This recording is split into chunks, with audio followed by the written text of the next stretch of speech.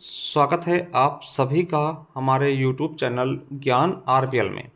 दोस्तों, आपको पता है हम पेट की क्लासेस देख रहे थे और पेट में हम देखने वाले हैं आज भारत का भौतिक स्वरूप। ठीक है, इसमें दोस्तों हम भारत के भौतिक स्वरूप के बारे में देखेंगे। इसी में ही आपके दोस्तों पर्वत, पहाड़, चोटी वगैरह भी इसी में आ जाएंगे। तो चलिए शुरू करते हैं। उसके पहले बता दें आपको कि साथियों, हम देख रहे थे पेट की क्लासेस और पेट में हमने इतिहास देख लिया था, आंदोलन देख लिया था और अर्थव्यवस्था देख लिया। अर्थव्यवस्था के बाद दोस्तों हमने लोक प्रशासन, संविधान देख लिया। ठीक है, अब दोस्तों हम देख रहे थे भूगोल। तो भूगोल की मैं अगर बात करूं तो पहले वीडियो हमने भूगोल के बारे में देखा था। ठीक है, उसके बाद मेरे दोस्तों हमने खनिज के बारे में देख लिया था दूसरे में। ठीक है, और तीसरे में हमने नदियाँ और नदियों घाटी देखी। चौथा पार्ट ये होगा दोस्तों हमारा, इसमें हम भारत का भौतिक भूगोल देखेंगे और इसी में दोस्तों आपके पर्वत, पहाड़ियाँ भी इसी में ही आ जाएंगी और बहुत चीज़ें आ जाएंगी। देखिए, ये क्लास थोड़ी सी लंबी होगी और इसको आप बहुत ही शानदार तरीके से देखिएगा, बहुत ही बेहतरीन तरीके से देखिए। थोड़ा लंबा होगा क्लास, मगर सारी चीज़ें आपकी क्लियर होती जाएंगी। चलिए, उसके पहले बता दें कि साथियों, आप सभी चले जाइए हमारे प्लेलिस्ट में। जैसे प्लेलिस्ट में आएंगे ज्ञान आरबेल की, ये देखिए हमने प्लेलिस्ट भी बनाया हुआ है यूपी ट्रिपल एस सी पेट 2025 के नाम से। तो जाइए प्लेलिस्ट में दोस्तों, सारी वीडियो एक क्रम में लगे हुए मिल जाएंगी, जा करके देख सकते हैं। इसके अलावा स्ट्रेटेजी के पढ़ाया है यूपी एसआई, यूपी पुलिस के लिए 2025 अपडेटेड, देख लीजिए। करंट अफेयर आपको मिल जाएगा।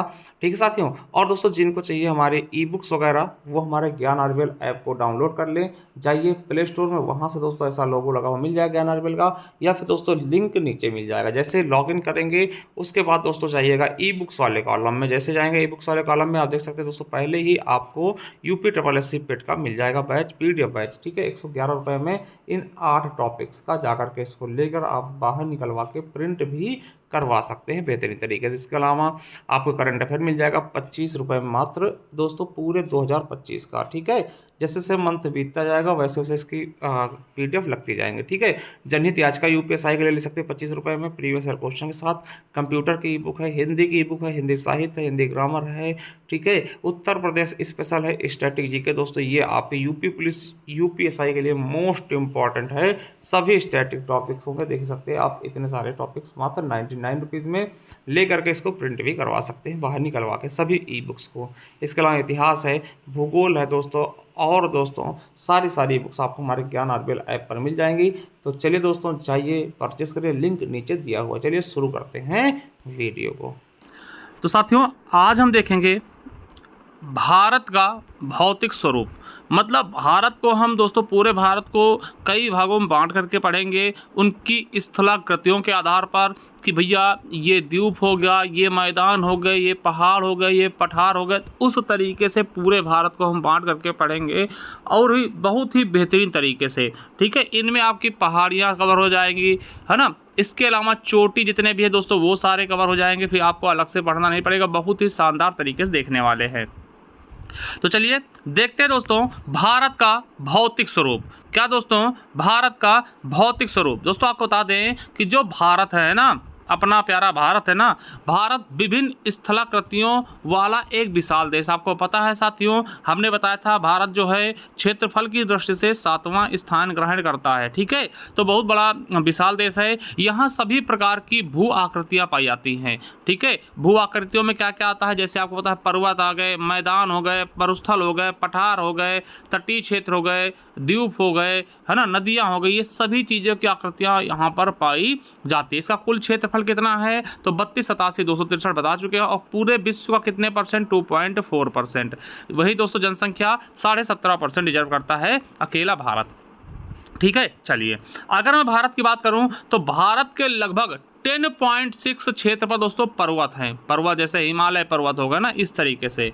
18.5 क्षेत्र पहाड़ियां हैं। ठीक है, पहाड़ियाँ दोस्तों। और वहीं 27.7% पे पठार हैं, जैसे मालवा का पठार है ना, इस तरीके से। और 43.2% पर मैदानी भागों का क्या है, विस्तार है। ठीक है, इतना तो आप बहुत ही शानदार तरीके से और बहुत ही अच्छे से और एकदम सरल भाषा में समझ चुके होंगे। अभी मैं आपको मैप के जरिए भी समझाऊंगा, बताऊंगा। ठीक है, चलिए, तो उसी तरीके से दोस्तों भारत के भौगोलिक स्वरूप को हम दोस्तों निम्नलिखित भागों में बांट करके पढ़ सकते हैं बहुत ही शानदार तरीके से। ठीक है, तो हम इनको कितने भागों में बांट के पढ़ेंगे दोस्तों? मुख्यतः 6 भागों में। कितने भागों में साथियों? मुख्यतः 6 भागों में। पहला दोस्तों उत्तर के पर्वत हो जाएंगे, जिसमें दोस्तों हमारा हिमालय भी आ जाएगा। ठीक है, फिर उत्तर के मैदान, जिसमें दोस्तों आपको पता है खेती वगैरह होती है, जैसे दोस्तों आपका उत्तर प्रदेश हो गया, हरियाणा हो गया, पंजाब हो गया, पश्चिम बंगाल हो गया, असम हो गया। उसके बाद थार का मरुस्थल, आपको पता है ये सब मतलब कि भारत और पाकिस्तान में फैला हुआ है मरुस्थल, इसके बारे में पढ़ेंगे।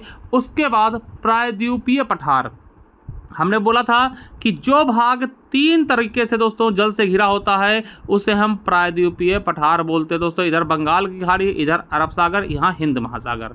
ठीक है, तो तीनों तरफ से दोस्तों ये जल से घिरा हुआ क्षेत्र है। हमारे निचला हिस्सा दोस्तों भारत का, जिसको हम दक्षिण भारत भी कहते हैं, वहाँ पे दोस्तों कुछ पठार पाए जाते हैं, उनके बारे में पढ़ेंगे। फिर दोस्तों कोस्टल एरिया होता है, तटीय क्षेत्र, यानी कि जो आपका दोस्तों ये है, तो इस तरफ दोस्तों पूरा इस तरफ से क्या है, तीनों तरफ से पानी लगा दोस्तों, इसके जो पानी टच करता हुआ जो क्षेत्र है इसको हम तट बोलते हैं, तटीय क्षेत्र। तो इनके बारे में भी अध्ययन करेंगे। इसके अलावा मेरे दोस्तों द्वीप होंगे, जैसे कि दोस्तों द्वीप होंगे, लक्षद्वीप हो गया, अंडमान निकोबार द्वीप समूह हो गया, इनके बारे में विधिवत तरीके से पढ़ेंगे। और इन तरीकों से हम दोस्तों 6 तरीके से पूरे संपूर्ण भारत को हम कवर कर लेंगे। क्या कर लेंगे? पूरे संपूर्ण भारत को हम दोस्तों कवर कर लेंगे। चलिए एक बार आपको हम दिखाने की भी कोशिश करते हैं मैप्स में। साथियों ये हमारा प्यारा भारत का मैप है दोस्तों, आप देख सकते हैं। ये देखिए, इसमें आप कुछ भी नहीं पहचान सकते कि कहाँ पर दोस्तों आपके पहाड़ हैं, कहाँ पे पठार हैं, कहाँ पर्वत, क्योंकि ये नॉर्मल सा मैप है। ठीक है, आप देख सकते हैं ये हमारा पूरा भारत है। ठीक है, हाँ एक चीज़ आपको अच्छे समझ में आ रही होगी दोस्तों, ये आपके क्या है, द्वीप हैं, द्वीप समूह। ठीक है, ये क्या है, द्वीप समूह। चलिए अब दूसरा मैप दिखाते हैं, उसमें आप समझने की कोशिश करिएगा, बहुत ही शानदार तरीके से समझ में आएगा। चलिए ये हमारा दोस्तों मैप है। ठीक है, यहाँ पर देखते हैं दोस्तों, ये जो पूरा ये वाला क्षेत्र है, ये जो पूरा आपको दिख रहा होगा दोस्तों, ये क्या है, ये उत्तर के पर्वत हैं, जो हमने बताया था क्या हैं, उत्तर के पर्वत। ठीक है, चलिए अब दोस्तों जो आपका हमने बताया उत्तर के मैदान दोस्तों, तो यहाँ पे जो नदियाँ बह रही हैं, गंगा यमुना वाला क्षेत्र दोस्तों, ये आपका देख सकते हैं दोस्तों, ये क्या है आपका उत्तर के मैदान हो जाएंगे। क्या हो जाएंगे? उत्तर के मैदान दोस्तों, ये हमने बता दिया। ठीक है, चलिए अब दोस्तों देखते देखते आपको बता देते हैं दोस्तों भारतीय मरुस्थल। दोस्तों आपको पता हमने बताया थार का मरुस्थल दोस्तों हो गए, यहाँ पे आपका मरुस्थल आ जाएगा। ठीक है, राजस्थान में, समझ गए होंगे। चलिए उसके बाद दोस्तों पठार हमने बताया, क्या बताया, प्रायद्वीपीय पठार। तो दोस्तों ये देख सकते हैं मालवा का पठार हो गया, ये यहाँ पे दक्कन का पठार हो गया। तो साथियों ये आपका पठार हो गए। ठीक है, अब उसके बाद मेरे दोस्तों हमने बताया कि तटीय क्षेत्र दोस्तों, तो ये देखिए यहाँ से जहाँ से भी समुद्र लगता है दोस्तों, ये यहाँ से लेकर के ये किनारे किनारे वाला एरिया, किनारे किनारे वाला एरिया, किनारे किनारे वाला एरिया, यहाँ तक दोस्तों क्या है, ये तटीय क्षेत्र हो गए। उसके बाद ये आपका लक्षद्वीप हो गया, यानी द्वीप समूह हो गए। ठीक है, तो पूरे हमने 6 भाग इसके बता दिए हैं पूर्ण तरीके से। एक बार दोबारा देख लीजिए। पहला दोस्तों ये देखिए, पहला लिखा हुआ ये दोस्तों उत्तर के पर्वत हो गए। दूसरा दोस्तों ये आपका मैदान हो गया। तीसरा दोस्तों प्रायद्वीपीय पठार हो गए, ये देखिए 3 लिखा हुआ है। चौथा मेरे साथियों ये आपका मरुस्थल हो गया। पांचवा मेरे साथियों ये देखिए तटीय क्षेत्र हो गए, तटीय क्षेत्र हो गए। ठीक है, तटीय क्षेत्र हो गए। और छठा दोस्तों आपके ये हो गए द्वीप समूह या फिर द्वीप। ठीक है, तो ये बेहतरीन तरीका था आपके समझने का और हमारे समझाने का। ठीक है, क्या हो गया, ये बेहतरीन तरीका था हमारे समझने का, आपके समझने का और हमारे समझाने का। चलिए एक बार आपको इन मैपों में बता देते हैं। ठीक, इस मैप में अगर इसमें दोस्तों आप पूछें कि कहाँ पे क्या है, तो साथियों हम कहेंगे कि यहाँ से लेकर के दोस्तों ये जो है, ये वाला क्षेत्र जो है दोस्तों, ये आपका क्या हो जाएगा दोस्तों, ये पर्वत हो गए। ठीक है, यहाँ पे दोस्तों ये पर्वत हो गया है ना, उत्तर के पर्वत। थोड़ा सा देखिए इधर उधर हो सकता है मगर समझने की कोशिश करिए। ठीक है, ये उत्तर के पर्वत हो गए। फिर दोस्तों अब आप कहेंगे सर मैदानी भाग कहाँ, तो दोस्तों ये वाला जो क्षेत्र है, ये वाला जो क्षेत्र है, ये दोस्तों आप देख सकते हैं उत्तर, ये थोड़ा सा है ना, ये पूरा मैदानी क्षेत्र हो गया दोस्तों। ठीक है, मैदानी क्षेत्र कर लिया। ये आप बांग्लादेश मत ले लीजिएगा, थोड़ा सा समझने की कोशिश करिए ना। ये मैदानी क्षेत्र हो गया। यहाँ पे दोस्तों आपका मरुस्थल हो गया। यहाँ पे क्या हो गया, मरुस्थल हो गया। ठीक है, ये चीज़ें आप समझ गए, 3 चीज़ें आप समझ गए। अब चौथी चीज़ दोस्तों आपको बता दें कि ये दोस्तों आपका प्रायद्वीपीय भारत है, ये पूरा है ना, ये प्रायद्वीप भारत है। और यहाँ पे दोस्तों यहाँ पे आएंगे ना तो ये दोस्तों यहाँ पे पठार मिलेंगे और यहाँ पे दोस्तों त्रिकोणीय आकार में पठार मिल जाएंगे। ये सब दोस्तों पठारी इलाका है, प्रायद्वीपीय पठार कह सकते हैं। 4 हो गए। अब दोस्तों ये है कोस्टल एरिया यानी तटीय क्षेत्र, यहाँ पे आपको मिल जाएंगे, ये सारे तटीय क्षेत्र होंगे, ठीक है। 5 हो गए। और छठा दोस्तों ये आपका अंडमान निकोबार द्वीप समूह और ये लक्षद्वीप। तो आई होप बहुत ही शानदार तरीके से, बहुत ही बेहतरीन तरीके से ये चीज़ें आप समझ पाए होंगे कि 6 भागों में कैसे कैसे बांटा गया है।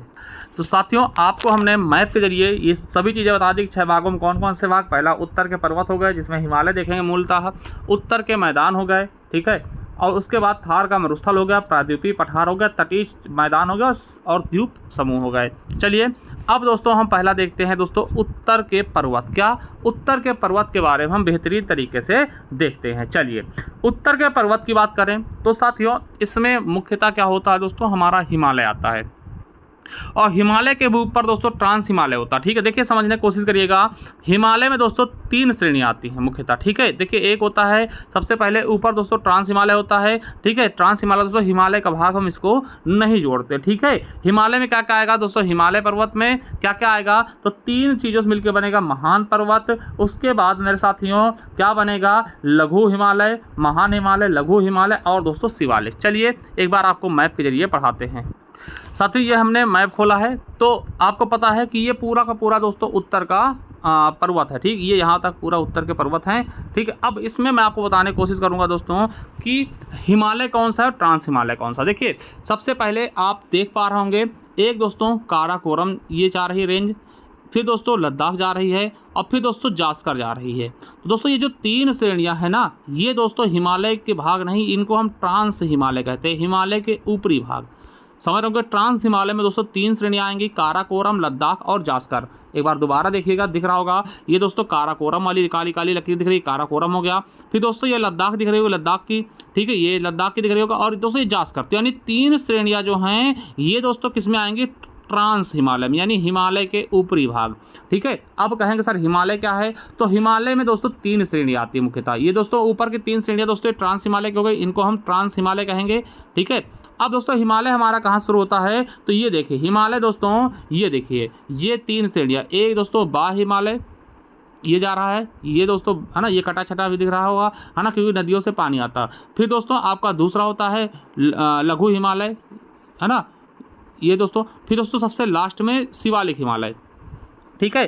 तो सबसे बाहरी दोस्तों कौन सा जाएगा नीचे वाला, तो शिवालिक हो जाएगा, ठीक है। तो आपने 3 श्रेणियाँ हिमालय देख ली, कौन कौन सी, देखिए पहला है दोस्तों बाह्य हिमालय, ठीक है, फिर लघु हिमालय, फिर दोस्तों शिवालिक। सबसे निचली हिस्से क्या होगी, शिवालिक, ठीक है। जो हमारे उत्तर प्रदेश उत्तराखंड से दोस्तों टच करती है वो क्या होगा, शिवालिक होगा। सबसे नवीनतम कौन सी, शिवालिक, ठीक है, समझ गए। सबसे ऊपर क्या होगा हिमालय, जो आपका उत्तर के हिमालय में क्या होगा, सबसे ऊपर होगा ट्रांस हिमालय। ट्रांस हिमालय में कितनी श्रेणियाँ, 3, काराकोरम, लद्दाख, जास्कर, ठीक है। उसके बाद दोस्तों हिमालय की 3 श्रेणियाँ आएंगी, कौन कौन सी, तो हमने बताया है मतलब कि हिमालय है ना, तो ये चीज़ें हम बता चुके हैं। अब इनको दोस्तों हम पढ़ते हैं, ये आपको मैप के जरिए हमने पूरा समझाने की कोशिश की है। आई होप दोस्तों आप सभी को समझ में भी बेहतरीन तरीके से आ गया होगा। तो दोस्तों हमने बताया कि सबसे पहले दोस्तों उत्तर के पर्वत में ऊपरी भाग जो दोस्तों आपके लद्दाख का क्षेत्र दिखता है, वहाँ पे दोस्तों ट्रांस हिमालय या फिर उसको हम तिब्बत हिमालय क्षेत्र बोलते हैं, ठीक। ये दोस्तों थोड़ा बहुत भारत में, उसके बाद दोस्तों ये तिब्बत क्षेत्र में जाकर के यानी कि जो चीन का हिस्सा है कब्जाने वाला उसमें आ जाता है, ठीक है। तो ट्रांस हिमालय या तिब्बत हिमालय श्रेणी, ठीक, इसको हम हिमालय का पार्ट नहीं मानते, ठीक है, समझिएगा। इसका निर्माण हिमालय से पहले हुआ, बिल्कुल सही दोस्तों। जो ऊपर होगा ना उसका निर्माण पहले होगा, फिर दोस्तों नीचे, यानी सबसे नवीनतम कौन सा था बताइए, शिवालिक। शिवालिक क्योंकि सबसे निचला हिस्सा है हिमालय का, ठीक है। तो याद रखिएगा ट्रांस हिमालय या तिब्बत हिमालय श्रेणी, इसका निर्माण हिमालय के पहले हुआ है। यह तिब्बत पठार का भाग है, बिल्कुल सही, तिब्बत का पठार आप जानते होंगे दोस्तों, उसका भाग है, इसीलिए इसको हम हिमालय में गिनती नहीं करते, ठीक है। यह श्रेणी से देखिए, इस श्रेणी से सतलुज, सिंधु और ब्रह्मपुत्र नदियां निकलती, बिल्कुल सही दोस्तों। आपने पढ़ा होगा कि तिब्बत से दोस्तों ये नदियां निकलती हैं, सिंधु हो गया, ब्रह्मपुत्र हो गया ना, तो ट्रांस हिमालय से ही ये नदियां निकलती हैं, ठीक है। चलिए इसके अंतर्गत दोस्तों 3 पर्वत श्रृंखलाएं आती हैं, मैं पहले ही बता चुका हूं। पहला है काराकोरम श्रेणी, मैंने बताया दोस्तों, मैप से बता चुके हैं, अब मैप पे बार बार आपको नहीं ले जाएंगे, ठीक है। काराकोरम श्रेणी की बात कर लें तो दोस्तों इसकी सबसे ऊंची चोटी यानी काराकोरम श्रेणी की सबसे ऊंची चोटी कौन सी? K2, जिसको हम गाडविन ऑस्टिन भी कहते हैं, चाहे आप K2 कह लें चाहे गाडविन ऑस्टिन कह लें, जो कि लद्दाख यानी पीओके वाले हिस्से में, लद्दाख के पीओके वाले हिस्से में स्थित है, जिसपे दोस्तों पाकिस्तान ने मतलब फालतू कब्जा कर रखा है, ठीक है। इसकी ऊंचाई 8,611 किलोमीटर है, ठीक, सॉरी मीटर है, किलोमीटर नहीं, 8,611 मीटर है, ठीक है। याद रखेंगे दोस्तों। अभी दोस्तों अगर पूछे ना पूर्णतया भारत में, दोस्तों पूर्णतया भारत में ये नहीं है, क्योंकि दोस्तों ये पीओके वाले क्षेत्र में है जहाँ पे पाकिस्तान ने कब्जा कर रखा है, ठीक है। और दोस्तों ये भारत की सबसे ऊंची चोटी K2 है ना। अगर दोस्तों हम देखें कि हमारे अगर इसको हम पूरा भारत मानते हैं दोस्तों, भारत की सबसे ऊंची चोटी होगी, क्योंकि दोस्तों इससे ऊंची चोटी जो आपकी है कौन सी है दोस्तों? तो माउंट एवरेस्ट है, मगर वो भारत में नहीं है, ठीक है। और हिमालय की दूसरी सबसे ऊंची चोटी, देखिए एनटीपीसी में पूछा गया था कि हिमालय की दूसरी सबसे ऊंची चोटी कौन सी है दोस्तों? तो K2 ही होगी। पहली कौन सी होगी? माउंट एवरेस्ट, ठीक है, एनटीपीसी में पूछा गया। और दोस्तों इसी श्रेणी यानी कि काराकोरम श्रेणी में ही दोस्तों सियाचिन जो कि 76 किलोमीटर है, ठीक है, बियाफो, बाल्टोरा और हिस्पात ग्लेशियर भी है दोस्तों। ग्लेशियर पूछा जाएगा कि सियाचिन ग्लेशियर कहाँ है, तो ट्रांस हिमालय यानी काराकोरम श्रेणी में।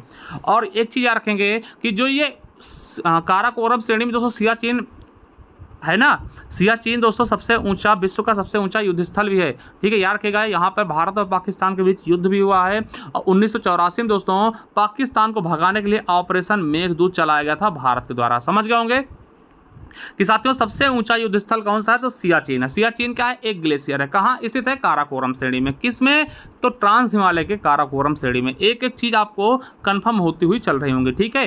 काराकोरम श्रेणी को दोस्तों तिब्बत में हम कैलाश पर्वत के नाम जानते हैं दोस्तों, जो कि हमारे हिंदू धर्म के लिए बहुत ही मतलब कि धार्मिक है, ठीक है, पवित्र है कैलाश पर्वत, जहाँ पे हम मानते हैं कि शिव जी निवास करते हैं, ठीक है। तो समझिएगा काराकोरम श्रेणी को ही तिब्बत में कैलाश पर्वत के नाम से जानते हैं। और दोस्तों याद रखेंगे कि काराकोरम की दक्षिणी सीमा किससे बनती है? तो गिलगित नदी से। दोस्तों गिलगित नदी आपने सुना होगा दोस्तों, ये इसी से दोस्तों काराकोरम श्रेणी की दक्षिणी सीमा बनती है, यानी दक्षिण में ये काराकोरम इंड कहाँ पे होगा? गिलगित नदी पे दोस्तों। ये यूपीएसआई 2017 में पूछा गया। और दोस्तों देखिए अभी आपका जो पेपर हुआ था 2023 में वीडियो एग्जाम का, ठीक है, वीडियो एग्जाम का, उसमें पूछा गया था कि काराकोरम वन्यजीव अभयारण्य कहाँ है? लद्दाख में दोस्तों। तो लद्दाख में ही काराकोरम श्रेणी पड़ेगी। तो आपने दोस्तों ट्रांस हिमालय देखा, ट्रांस हिमालय की दोस्तों 3 श्रेणियां जिसमें हम काराकोरम देख चुके हैं। चलिए दूसरी दोस्तों लद्दाख। देखिए लद्दाख में ज़्यादा कुछ समझने वाली चीज़ें नहीं हैं। ये चीज़ समझिएगा कि विश्व की सर्वाधिक दोस्तों तीव्र ढाल वाली चोटी राकापोसी दोस्तों वो कहाँ है? तो लद्दाख श्रेणी में सबसे ढाल वाली, एकदम ढाल मतलब कि ऊपर से अगर आप गिरते हैं तो आप रुक नहीं पाएंगे दोस्तों। अगर ऊपर से उतरना चाहते हैं रुक नहीं पाएंगे, बहुत ही संभल के उतरना पड़ेगा। सबसे तीव्र ढाल वाली, ठीक है। और दोस्तों दुनिया की सबसे कम वर्षा होने के कारण दोस्तों इसे शीत मरुस्थल कहते हैं। आपसे पूछेगा दोस्तों कि सबसे कम वर्षा कहाँ होती है, ये क्वेश्चन भी पूछा गया, तो आप बता दीजिएगा लेह में। अगर लेह नहीं तो दोस्तों लद्दाख है, तो लद्दाख में कर दीजिएगा, ठीक है। तो सबसे कम वर्षा होती है इसलिए इसको शीत मरुस्थल कहते हैं दोस्तों, ठीक है। चलिए तो लद्दाख श्रेणी भी देख चुके हैं, यहाँ ज़्यादा इंपॉर्टेंट है। और दोस्तों तीसरी श्रेणी जो है ट्रांस हिमालय की जास्कर श्रेणी।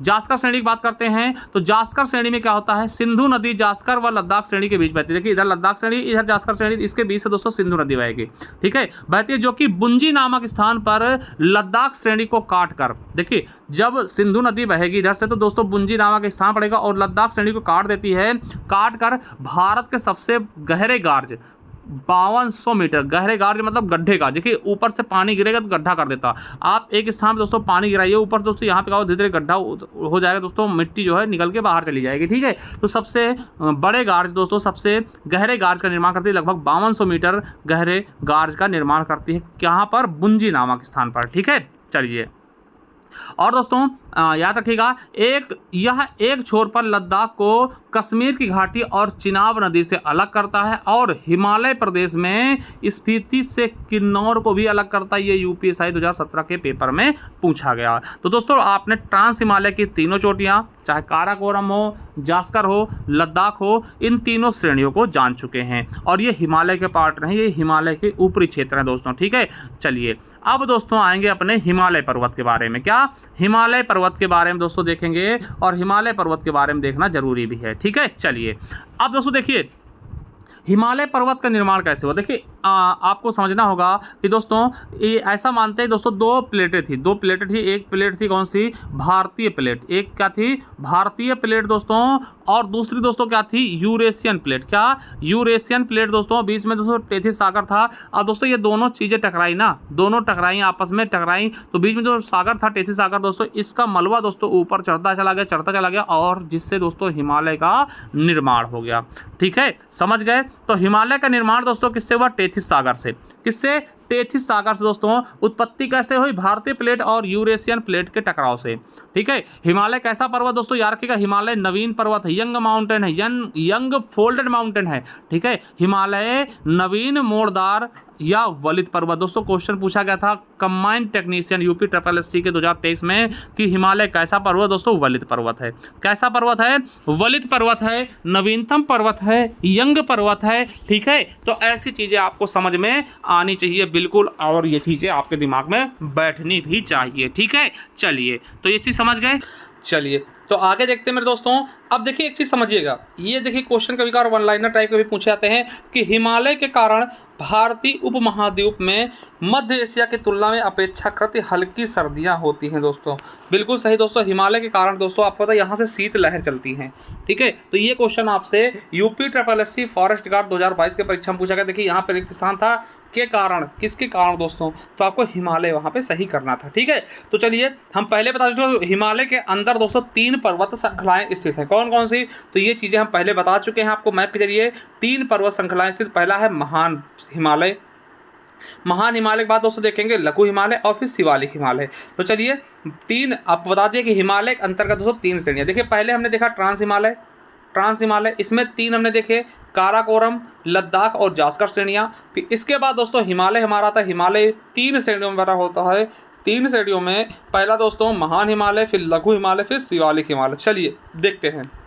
चलिए अगर मैं महान हिमालय की बात करूं दोस्तों, किसकी, अगर मैं महान हिमालय की बात करूं तो इसके नाम क्या क्या हैं। तो महान हिमालय को आप दोस्तों बृहत हिमालय, बड़ा हिमालय बोल सकते हैं, आंतरिक हिमालय, महान हिमालय, हिमाद्री क्योंकि दोस्तों यहाँ पे सबसे ज़्यादा बर्फ जमी रहती है, और मुख्य हिमालय क्योंकि दोस्तों सबसे ऊपरी हिमालय है। ठीक है, तो इनको इन नामों से जानते हैं। अब ये कहाँ से कहाँ तक फैला हुआ है, तो साथियों आपको बता दें ये जम्मू कश्मीर के नंगा पर्वत से लेकर के आपका अरुणाचल प्रदेश दोस्तों सबसे पूरब में पड़ेगा, सबसे पूर्वी राज्य है, वहाँ के नामचा बरुआ पर्वत तक फैला हुआ है। यानी कि जम्मू कश्मीर से लेकर के आपके अरुणाचल प्रदेश तक ये फैला हुआ है दोस्तों। इसकी प्रमुख चोटियाँ यानी महान हिमालय की प्रमुख चोटियाँ कौन कौन सी हैं, तो दोस्तों Mount Everest, Kanchenjunga, Mount Makalu, Nanda Devi. दोस्तों ये आपके देखिए ये पूछा गया था कि कंचनजंगा, माउंट मकालू और नंदा देवी किस की दोस्तों चोटियाँ हैं, वीडियो में पूछा गया था महान हिमालय की। चलिए अब माउंट एवरेस्ट के बारे में देख लेते हैं दोस्तों, ये भी किसका है, महान हिमालय में ही स्थित है। तो माउंट एवरेस्ट की बात कर लेते हैं जो कि नेपाल में स्थित है। कहाँ पर दोस्तों, नेपाल में दोस्तों माउंट हिमालय स्थित है, माउंट एवरेस्ट स्थित है। ठीक है, माउंट एवरेस्ट चोटी दोस्तों जिसकी ऊंचाई 8,848 मीटर है। ठीक है, याद रखिएगा विश्व की सबसे ऊंची चोटी एवरेस्ट दोस्तों नेपाल व तिब्बत के मध्य स्थित। देखिए पेट में दोस्तों ऐसे पूछ लेता, डायरेक्ट नहीं पूछता। देखिए 2022 से पूछा गया था कि माउंट एवरेस्ट चोटी, विश्व की सबसे ऊंची चोटी एवरेस्ट दोस्तों कहाँ स्थित है, तो नेपाल व भारत के मध्य, भारत व नेपाल के मध्य, नेपाल व तिब्बत के मध्य। तो दोस्तों आपको बता दें कि जो माउंट एवरेस्ट चोटी है वो नेपाल व तिब्बत के मध्य स्थित है और नेपाल में स्थित है। ठीक है, नेपाल में इसको हम सागर माथा कहते हैं, ये भी याद रखिएगा। और साथियों माउंट एवरेस्ट पर पहली बार चढ़ाई कब की गई, तो 1953 में, ये पेड 2021 में पूछा गया। सबसे पहली बार दोस्तों चढ़ाई कब की गई माउंट एवरेस्ट पर, कोई व्यक्ति अगर चढ़ा है तो 1953 में। और दोस्तों भारत की तरफ से चढ़ने वाली पहली महिला कौन सी है, तो माउंट एवरेस्ट पर चढ़ने वाली पहली भारतीय महिला कौन है, बछेंद्री पाल दोस्तों 1984 में चढ़ी है ना। और तो इसके अलावा संतोष यादव कई बार चढ़ चुकी हैं, ये चीज़ भी आपको पता होना चाहिए। ठीक है, चलिए, और अरुणिमा सिन्हा दोस्तों दिव्यांग हैं दोस्तों जिन्होंने इस पर चढ़ाई की है, ये भी याद रखेंगे। चलिए अगला है एवरेस्ट बेस कैंप को फतेह करने वाली सबसे कम उम्र की भारतीय कौन है, तो रिधम ममाने दोस्तों, ये लेखपाल के परीक्षा में पूछ लिया गया था 2022 वाले में। ठीक है, तो दोस्तों ये नेपाल में स्थित, और नेपाल में और कौन कौन सी चोटियाँ स्थित हैं, तो पहला होगा दोस्तों माउंट एवरेस्ट, दूसरा दोस्तों अन्नपूर्णा, धौलागिरी और मकालू, ये दोस्तों नेपाल में स्थित हैं। तो दोस्तों आपके जो बृहद हिमालय है उसी के हिस्से हैं, मगर दोस्तों ये नेपाल की चोटियाँ है, नेपाल में स्थित है। ठीक है, तो आपसे पूछ लेगा निम्नलिखित में से कौन सी चोटियाँ नेपाल की हैं, तो नेपाल में अन्नपूर्णा, धौलागिरी, मकालू और माउंट एवरेस्ट। ठीक है, चलिए अब दोस्तों दूसरा कंचनजंगा। क्या? कंचनजंगा दोस्तों, कंचनजंगा दोस्तों ये भारत में भी है और नेपाल में। तो कंचनजंगा सिक्किम व नेपाल में स्थित, यानी भारत के सिक्किम में व नेपाल में, दोनों को मिला करके दोस्तों यह भारत में हिमालय की सबसे ऊंची चोटी है दोस्तों, याद रखिएगा। अब देखिए K2 तो है, K2 है दोस्तों, मगर K2 POK में है, और दूसरी चीज दोस्तों वो हिमालय की नहीं, वो दोस्तों किसके, ट्रांस हिमालय में स्थित है। ठीक है, तो भारत में हिमालय की सबसे ऊंची चोटी कौन सी है, तो आप बताइए कंचनजंगा। ठीक है, सिक्किम और नेपाल के बीच स्थित दोस्तों, और यह विश्व की तीसरी सबसे ऊंची चोटी। पहली कौन सी होगी समझिएगा, 8,586 किलोमीटर। ठीक है, सॉरी मीटर, किलोमीटर नहीं मीटर। देखिए पहली कौन सी होगी सबसे ऊंची चोटी, माउंट एवरेस्ट। माउंट एवरेस्ट जो कि दोस्तों नेपाल में स्थित है, नेपाल और तिब्बत के मध्य। दूसरा दोस्तों K2 जो कि दोस्तों आपके ट्रांस हिमालय का भाग है। ठीक है, और दोस्तों कहाँ पे है, POK वाले क्षेत्र में। और तीसरी दोस्तों आपकी कंचनजंगा दोस्तों, कंचनजंगा। ठीक है, ये कहाँ है, तो दोस्तों ये आपके नेपाल और सिक्किम के मध्य। ठीक है, चलिए तीसरी दोस्तों देखते हैं, नंदा देवी चोटी दोस्तों, ये उत्तराखंड की सबसे ऊंची चोटी दोस्तों। ठीक है, उसके अलावा कामेत चोटी भी उत्तराखंड में स्थित दोस्तों। ये चोटियां कहाँ हैं, उत्तराखंड। आपसे पूछेगा कि उत्तराखंड की सबसे ऊंची चोटी कौन सी, नंदा देवी चोटी। ठीक है, नंगा पर्वत पे। ठीक है, तो ये चीजें आपको याद कर लेना है।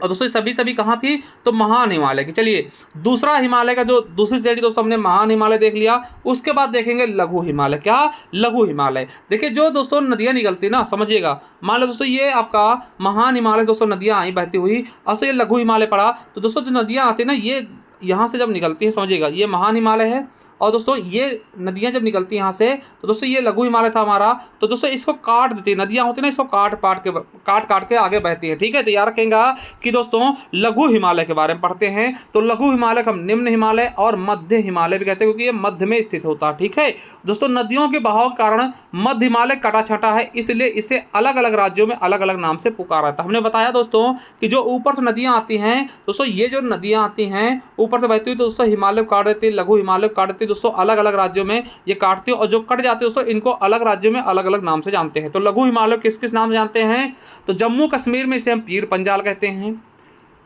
हिमाचल प्रदेश में दोस्तों धौलाधर कहते हैं, उत्तराखंड में इसे मसूरी कहते हैं दोस्तों, मसूरी आप गए होंगे। ठीक है, नेपाल में इसे महाभारत और नाग टिब्बा के नाम से जानते हैं, समझ गए होंगे। लघु हिमालय में दोस्तों दो प्रमुख दोस्तों दर्रे स्थित हैं। इसी में दोस्तों लघु हिमालय में जम्मू कश्मीर में दो दर्रे बुर्जिला और पीर पंजाल स्थित हैं। और यहीं पर दोस्तों घाटियां, बहुत प्रसिद्ध घाटियां जिसको आप घूमने जाते दोस्तों, विजिट करने जाते हैं, कांगड़ा हो गया, कुल्लू मनाली कहते हैं, कुल्लू जाएंगे, कुल्लू घाटी ना, तो कुल्लू हो गया, लाहौल हो गया, स्पीति हो गया और कश्मीर घाटी। ठीक है, ये किस पर हैं, लघु हिमालय पर। और याद रखिएगा मेरे दोस्तों कि कुल्लू घाटी को देवताओं घाटी कहते हैं। ये आपके वीडियो री एग्जाम में पूछा गया कि देवताओं की घाटी किसको कहते हैं, कुल्लू घाटी को देवताओं घाटी कहते हैं। ठीक है, घाटी क्या होता है दोस्तों, देखिए जो पर्वत होते हैं ना, पर्वत ऐसे होते हैं, ऐसे। तो दोस्तों ये जो ऊंचाई होती है, यहाँ पे किसी का रहना संभव नहीं है। ठीक है, तो दोस्तों यहाँ पे जो ये हिस्सा होता है ना, निचला वाला हिस्सा, जहाँ पे आदमी थोड़ा सा रह सकता है, इसको हम घाटी कहते हैं दोस्तों। उसी तरीके से जैसे कुल्लू घाटी, कांगड़ा घाटी, लाहौल स्पीति घाटी, कश्मीर घाटी, ये सभी कहाँ हैं दोस्तों, तो ये लघु हिमालय की क्या है, भाग हैं। किसके हैं भाग, तो लघु हिमालय के भाग हैं। आई होप समझ रहे होंगे दोस्तों। और इसमें से कुल्लू घाटी को हम क्या बोलते हैं, देवताओं की घाटी बोलते हैं। ये वीडियो एग्जाम में पूछा गया क्वेश्चन है। ठीक है, चलिए अब दोस्तों सबसे निचला हिस्सा क्या है, शिवालिक हिमालय। क्या है मेरे दोस्तों, हमने पहले महान हिमालय बताया, फिर मध्य हिमालय बताया, लघु हिमालय बताया, और उससे सबसे लास्ट में शिवालिक हिमालय। ठीक है, शिवालिक हिमालय की खास बात करो तो सबसे नवीनतम ये है। देखिए सबसे पुराना हिमालय में कौन सा होगा, पहले वाला, फिर दोस्तों उसके बाद ये बना। अब दोस्तों सबसे नवीनतम कौन सा है, सबसे नया कौन सा है, तो शिवालिक हिमालय। ठीक है, वैसे दोस्तों हिमालय क्या है, नवीनतम पर्वत ही है। ठीक है, मगर दोस्तों उसमें भी सबसे नवीनतम कौन सा अगर ऑप्शन मिल जाए तो शिवालिक हिमालय। ठीक है, इसको हम बाह्य हिमालय कहते हैं, सबसे बाहर हिस्से में है, और इसको उप हिमालय कहते हैं। देखिए RRB NTPC 2021 में पूछा गया था, बाह्य हिमालय किसको कहते हैं, शिवालिक हिमालय को। यह हिमालय का सबसे नवीनतम पर्वत श्रृंखला, बिल्कुल सही, सबसे नया बना हुआ है। और दोस्तों यह हिमालय की सबसे बाहरी परत या फिर श्रेणी है दोस्तों। SSC CHSL में पूछा गया था, हिमालय की सबसे बाहरी परत या श्रेणी कौन सी है, तो शिवालिक हिमालय। ठीक है, समझ गए होंगे। चलिए अब दोस्तों एक चीज समझिएगा, यहाँ पर कोणधारी वन, छोटे छोटे घास के मैदान पाए जाते हैं, जिन्हें हम पश्चिम में दून, जैसे देहरादून हो गया, पूर्व में दोस्तों द्वार हरिद्वार हो गया, तथा उत्तराखंड में बुग्याल या पैर के नाम से जानते हैं दोस्तों। ये SSC 2019 में पूछा गया क्वेश्चन है। तो दून दोस्तों क्या होते हैं, छोटे छोटे घास के मैदान होते हैं जिन पे दोस्तों लोग रह सकते हैं। ठीक है, चलिए अब दोस्तों याद रखिएगा ये क्वेश्चन आपके यूपी से 2017 में पूछा गया कि लघु हिमालय और बाहरी हिमालय किसको, शिवालिक हिमालय के बीच के सपाट को दोस्तों क्या बोलते हैं, दून बोलते हैं, जैसे देहरादून हो गया। ठीक है, तो दोस्तों ये आपको समझना है कि लघु हिमालय और बाहरी हिमालय जो सपाट मैदान होता है उसको हम क्या बोलते हैं, दून बोलते हैं। यूपीएसआई में पूछा गया क्वेश्चन है। शिवालिक हिमालय के निचले भाग को तराई क्षेत्र कहते हैं, बिल्कुल सही। अब दोस्तों इसके बाद दोस्तों आपका जो मैदान होता है जहाँ पे लोग बसना चाहते हैं दोस्तों वो शुरू होता है। तो शिवालिक के नीचे वाले हिस्से को हम तराई, भाभर, तराई, है ना, इस तरीके से इसको हम डिफाइन करते हैं। आई होप दोस्तों ये चीज़ें आप बहुत ही शानदार तरीके से समझ पाए होंगे हिमालय के बारे में। ठीक है, चलिए अब दोस्तों हिमालय को ही हम प्रादेशिक या फिर क्षेत्रीय वर्गीकरण करके एक बार देख लें, क्योंकि यहाँ से भी आपके एग्जाम में क्वेश्चन पूछते हैं। मतलब कि अभी तो हमने हिमालय को बांटा, अब दोस्तों इसको क्षेत्र के आधार पर बांट लें। क्या क्षेत्र के आधार पर इसको हम बांट के देखते हैं। देखिए इस आधार पर दोस्तों इसको हम 4 भागों में बांट सकते हैं। हिमालय को का प्रादेशिक या क्षेत्रीय वर्गीकरण जब हम करते हैं इसको 4 भागों में बांट सकते हैं। पहला कश्मीर हिमालय। तो कश्मीर हिमालय दोस्तों विस्तार कहाँ से कहाँ तक होगा, जहाँ दोस्तों सिंधु नदी बह रही होगी और दोस्तों सतलुज नदी, सतलुज नदी मान लें दोस्तों बह रही, इसके बीच के हिस्से को हम बोलेंगे कश्मीर हिमालय। ठीक है, और इसका विस्तार कहाँ से कहाँ तक होगा, तो कश्मीर, पंजाब और हिमाचल प्रदेश तक फैला होगा। इसके अंतर्गत कौन कौन श्रेणियाँ आएंगी, तो जास्कर, लद्दाख, काराकोरम, पीर पंजाल और धौलाधर दोस्तों ये कश्मीर हिमालय के अंतर्गत आएंगे अगर हम इसको क्षेत्रीय आधार में बांटते। वैसे दोस्तों हमने आगे पढ़ाया था कि दोस्तों ये जास्कर वास्कर हैं, ये दोस्तों ट्रांस हिमालय को पाते हैं, मगर दोस्तों इसको हम अगर प्रादेशिक हिसाब से बांटते दोस्तों तो ये इसी में आ जाएंगे। ठीक है, इसी के अंतर्गत दोस्तों कश्मीर हिमालय में ही डल झील, बुलर झील, है ना, पांगोंग लेक और तसो मुमारी झीलें भी स्थित है दोस्तों। डल झील बहुत पूछा था, है ना, डल झील बहुत पूछा था, डल और बुलर झील बहुत ज़्यादा पूछते हैं। हिमानी की बात करें, यानी कि हिमानी की बात करें दोस्तों बाल्टेरो और सियाचिन सबसे ऊंचा हिमनद है। ठीक है, याद रखिएगा। ठीक, और यहाँ की सबसे ऊंची चोटी कौन है, K2 है। और दोस्तों हिमालय, कश्मीर हिमालय में दोस्तों जाफरान यानी कि दोस्तों केसर की खेती के लिए ये प्रसिद्ध है। किसके लिए, केसर की खेती के लिए बहुत ही प्रसिद्ध है। ठीक है, कश्मीर हिमालय आप समझ गए। चलिए दूसरा दोस्तों कुमायूं हिमालय दोस्तों कहाँ से कहाँ तक है, सतलज व काली नदी के बीच स्थित है, लगभग 320 किलोमीटर में फैला हुआ है। इसकी सबसे ऊंची चोटी दोस्तों नंदा चोटी। ठीक है, नंदा चोटी दोस्तों 7817 मीटर की ऊंचाई है। चोटियां और कौन कौन सी हैं कुमायूं हिमालय पर, बद्रीनाथ, केदारनाथ दोस्तों आपको पता है ये पवित्र स्थल भी हैं। ठीक है, त्रिशूल हो गया, माना हो गया, कामेत हो गया, नंदा देवी होगा। यहीं पर दोस्तों गंगोत्री और यमुनोत्री भी स्थित है, यानी कुमायूं हिमालय पर ही दोस्तों गंगोत्री और यमुनोत्री यानी 4 जो धाम है, मिनी 4 धाम है दोस्तों उत्तराखंड के, वो इसी हिमालय पे स्थित, किस पर, कुमायूं हिमालय पर। यहाँ पे झीलों की बात करें दोस्तों नैनीताल, आपको पता है मैं अभी घूम के आया हूँ, बहुत ही अच्छी जगह है नैनीताल, भूमिताल, सात ताल, राकस ताल दोस्तों, ये सभी ताल भी यहाँ स्थित किस पर, कुमायूं हिमालय पर। और दोस्तों माना और नीति दर्रे भी यहाँ पर स्थित है, किसमें, कुमायूं हिमालय दोस्तों। वैसे दोस्तों ये उत्तराखंड का ही पार्ट है। ठीक है, चलिए उत्तराखंड में। ठीक है, चलिए अगला नेपाल हिमालय दोस्तों काली नदी व तीस्ता के मध्य स्थित है, 800 मीटर, कितना, 800 किलोमीटर। देखिए एक चीज़ हमसे आज गलतियाँ हो रही है कि जिसको हम मीटर कहना चाहिए उसको किलोमीटर, जिसको किलोमीटर उसको मीटर कह रहे हैं दोस्तों। नेपाल हिमालय काली नदी व तीस्ता नदी के मध्य, यह हिमालय का सबसे लंबा, अगर सबसे लंबा हिमालय पूछ ले प्रादेशिक आधार पे तो नेपाल हिमालय। ठीक है, यह सिक्किम, पश्चिम बंगाल, नेपाल व भूटान तक फैला हो दोस्तों। इसी में विश्व की सबसे ऊंची चोटी माउंट एवरेस्ट 8848 के अलावा अन्नपूर्णा चोटी, धौलागिरी, गोसाईनाथ, कंचनजंगा और मकालू चोटी भी स्थित है। कहाँ पर, नेपाल हिमालय पर। उसके बाद दोस्तों असम हिमालय कहाँ तक फैला हुआ है, तो तीस्ता, इसका विस्तार तीस्ता व ब्रह्मपुत्र नदी के मध्य है, 750 किलोमीटर। आरआरबी एनटीपीसी में पूछा गया था कि असम हिमालय का विस्तार कहाँ से कहाँ तक है। ठीक है, यह सिक्किम, असम और अरुणाचल प्रदेश व भूटान तक फैला हुआ है। हिमालय की सबसे पूर्वी चोटी दोस्तों इसी पर स्थित नामचा बरुआ तो हिमालय की सबसे पूर्वी चोटी है। ठीक है, याद रखेगा 7756 मीटर ये यहीं पर स्थित है। ठीक है, याद रखिएगा दोस्तों। देखिए इसको याद कैसे करेंगे, तो इसको याद कर लीजिएगा। ठीक है, सिस्का टीवी, ठीक है, सिस्का टीवी, सिस्का, है ना, सी से सिस्का टीवी, है ना, टीवी। देखिए सिस क्या होगा, देखिए पहला कश्मीर हिमालय, कश्मीर सिस के बीच स्थित, सिस से होगा सिंधु नदी और सतलज नदी के बीच। ठीक है, तो सिस हो गया। ठीक, मतलब सिंधु से सतलज के बीच का कश्मीर नदी। अब फिर सा से दोस्तों सतलज और का से काली नदी, है ना, सिसका। काली नदी के बीच दोस्तों आपका दूसरा हो जाएगा सतलज, और काली नदी के बीच दोस्तों क्या हो जाएगा, कुमायूं, है ना, कुमायूं हो जाएगा। सिसका हमने बताया ना, सिसका। तो सतलज, देखिए सिंधु और सतलज के बीच दोस्तों आपका पहला वाला हो गया, ठीक, कश्मीर वाला हो गया। और दोस्तों सिंधु और काली नदी के बीच दोस्तों हो जाएगा क्या, आपका कुमायूं, ठीक है, सिसका। और टीवी, ठीक है, का टीवी, तो का टीवी, है ना, का से दोस्तों सिसका टीवी, है ना, का और टी से दोस्तों हो जाएगा काली नदी, और टी से दोस्तों तीस्ता के बीच नेपाल हो जाएगा। और दोस्तों फिर हो जाएगा वी दोस्तों, वी हो जाएगा फिर दोस्तों तीस्ता, और वी से दोस्तों ब्रह्मपुत्र के बीच दोस्तों आपका अंतिम हो जाएगा यानी कि असम, ठीक है, असम हिमालय। तो ये सभी चीज़ें आप बहुत ही शानदार तरीके से समझ पाए हो, ठीक है, ये हिमालय आप बहुत ही शानदार तरीके से समझ पाओगे। अब दोस्तों कुछ पूर्वोत्तर की पहाड़ियाँ, उनके बारे में देख लेते हैं, बस यही, फिर इसके बाद दोस्तों इसको एंड करते हैं आज की वीडियो को, ठीक है। चलिए, तो दोस्तों पूर्वोत्तर की पहाड़ियाँ कौन कौन सी, जैसे अरुणाचल प्रदेश आपसे पूछेगा, पटकोई बूम पहाड़ी कहाँ है, अरुणाचल प्रदेश में। कहाँ है, अरुणाचल प्रदेश। अरुणाचल प्रदेश को याद रखें दोस्तों, यहाँ पर सबसे पहले सूर्य निकलता है। नागालैंड में दोस्तों नागा पहाड़ी है ना। मणिपुर में दोस्तों, मणिपुर में लैमाटोल की पहाड़ी दोस्तों। मणिपुर में एक चीज़ याद रखेंगे, लोकटक झील, है ना, है ना, लोकटक झील है। और दोस्तों कैबुल लामजाओ, है ना, अगर दोस्तों लोकटक झील पर ही एक अभ्यारण्य है, लोकटक झील पर लिख लीजिएगा कैबुल लामजाओ, है ना, कैबुल लामजाओ दोस्तों, ये क्या है, एक दोस्तों उद्यान है, राष्ट्रीय उद्यान है, अभ्यारण्य है, ठीक, अभ्यारण्य है, जो कि दोस्तों तैरता हुआ एकमात्र अभ्यारण्य पूरे विश्व का। ये बहुत पूछा है, कैबुल लामजाओ, है ना, कैबुल लामजाओ, है ना, ये दोस्तों क्या है, तैरता हुआ अभ्यारण्य है, कहाँ पर, मणिपुर में। चलिए मिजोरम की बात करते हैं। मिजोरम में दोस्तों कौन कौन सी पहाड़ी हैं, तो मिजो पहाड़ी और लुसाई हिल्स। क्या,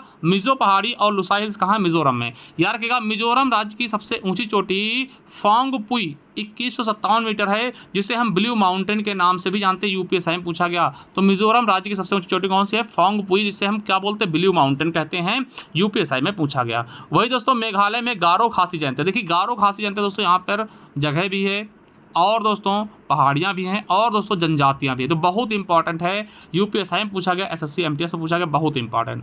भाई दोस्तों असम में मिकिर रेगमा पहाड़ी असम में है, ठीक है। और दोस्तों एक चीज़ आपको याद रख लेना है, ये क्वेश्चन आपके यूपी पुलिस 2024 में अभी लेटेस्ट पूछा गया कि बैला डीला की पहाड़ी कहाँ है, तो छत्तीसगढ़ में है।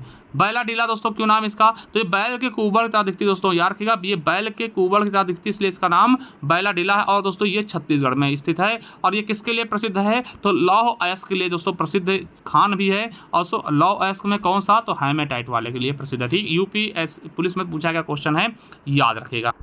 तो साथियों जो दूसरा हमारा है उत्तर के मैदान, ठीक है, उत्तर के मैदान के बारे में हम बात करेंगे बहुत ही शानदार तरीके से। देखिए मैदान बनता किससे है, जो प्लेन एरिया होता है उसको हम मैदान कहते हैं दोस्तों, एकदम प्लेन एरिया होता है। और दोस्तों ये किसके द्वारा बनता है, तो दोस्तों मुख्यतः जो मैदान हमारा कहा जाता है वो सिंधु नदी तंत्र का, गंगा नदी तंत्र का और ब्रह्मपुत्र नदी तंत्र का होता है जगह, उसको हम मैदान कहते हैं, ठीक है। और इसका विस्तार जो है, जो उत्तर के मैदान है, इसका विस्तार दोस्तों आपका पंजाब, हरियाणा, राजस्थान, उत्तर प्रदेश, बिहार, पश्चिम बंगाल और असम तक दोस्तों मिल जाएगा।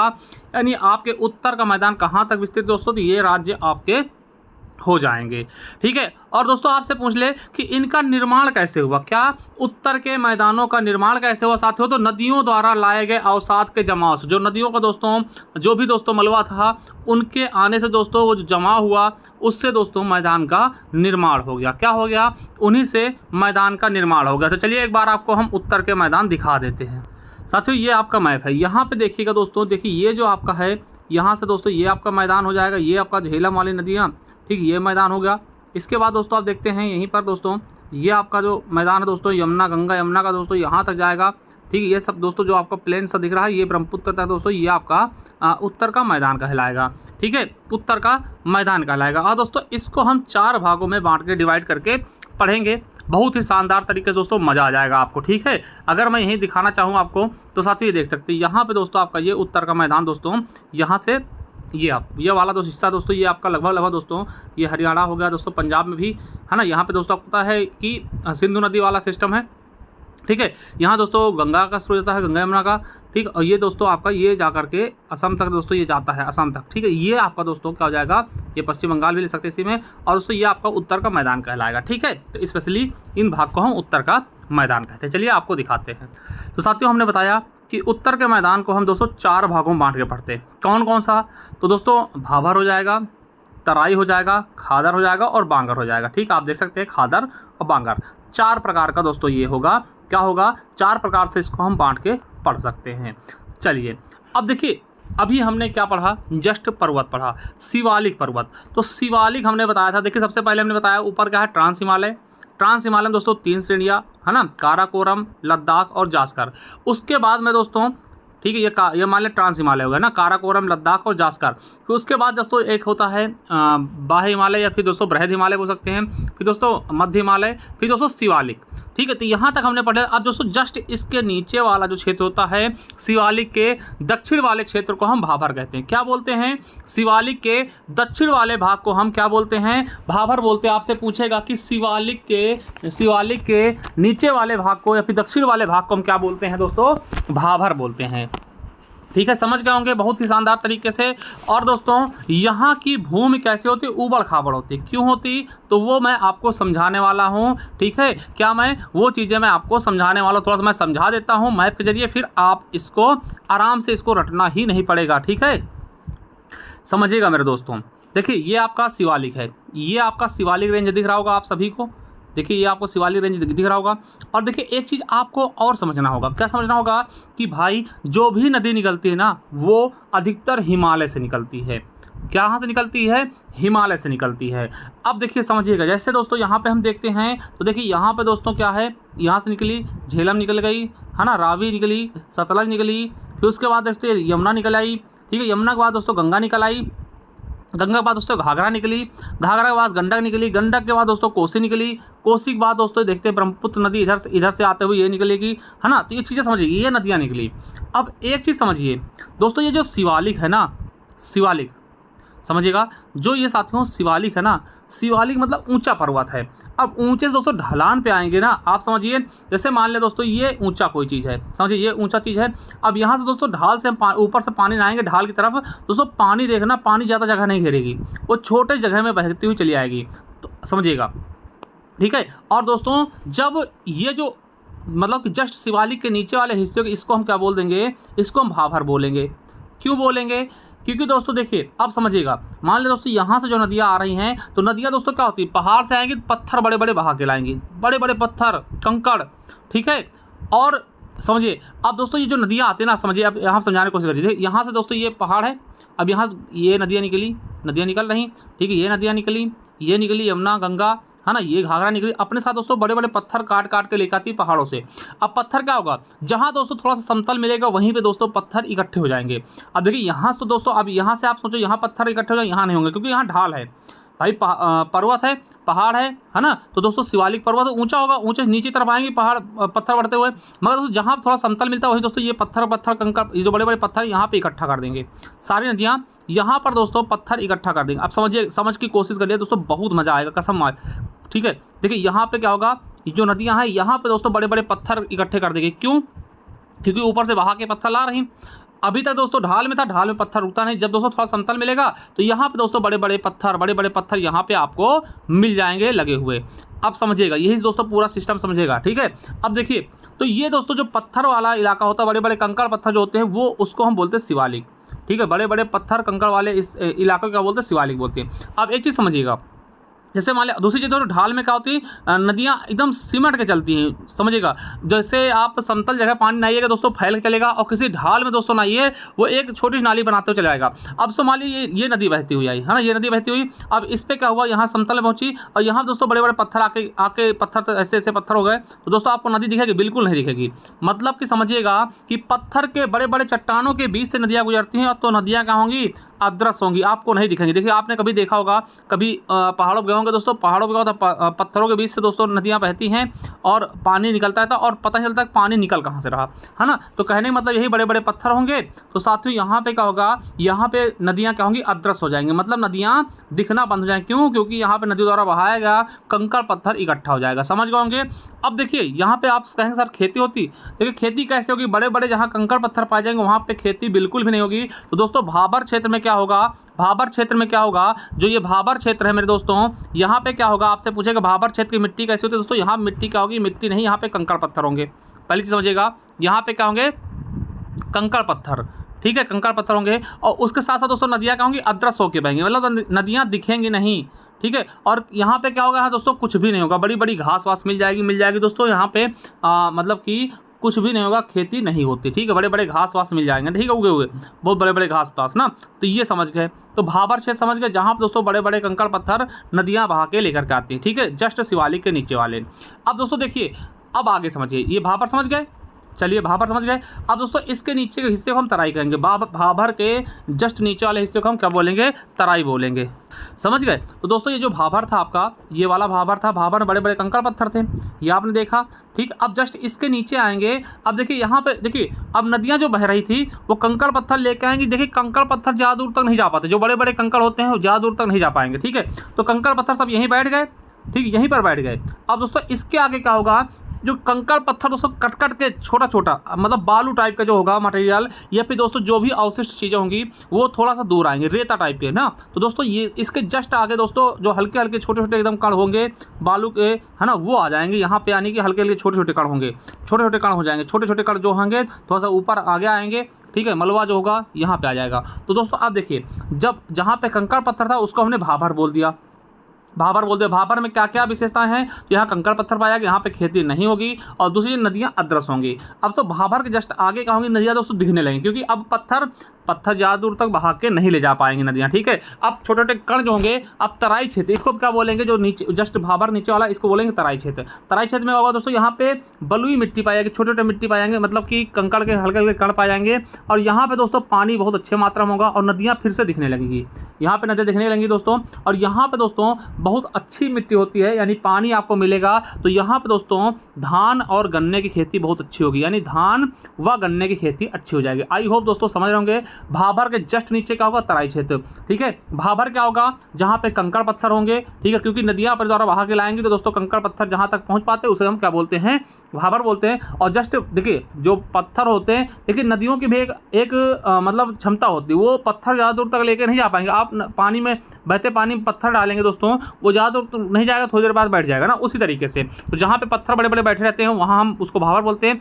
और जहाँ पे दोस्तों पत्थर के अलावा दोस्तों जो चिकनी मिट्टी होती है, या फिर दोस्तों आपकी बालू हो गए, छोटे छोटे कण हो गए, वो दोस्तों थोड़ी आगे निकलेंगे तो उसको हम क्या बोलेंगे, तराई बोलेंगे। और तराई में दोस्तों नदियाँ फिर से दिखने लगेंगी, क्योंकि समतल क्षेत्र है, और यहाँ पे दोस्तों समतल क्षेत्र है, इसलिए यहाँ पे खेती भी अच्छी हो जाएगी, क्योंकि पानी की मात्रा तगड़ी है। तो आपसे पूछेगा तराई क्षेत्र में सर्वाधिक खेती किसकी होती है, धान और दोस्तों गन्ने की, जो ज़्यादा पानी की आवश्यकता होती है। वैसे खेती सबकी हो जाएगी, मगर धान गन्ने की स्पेशली होती है, ठीक। ये चीज़ समझ गया मैं, आप देखिए आपको रटना नहीं पड़ेगा, सब कुछ मैं आपको दिखाता हूँ।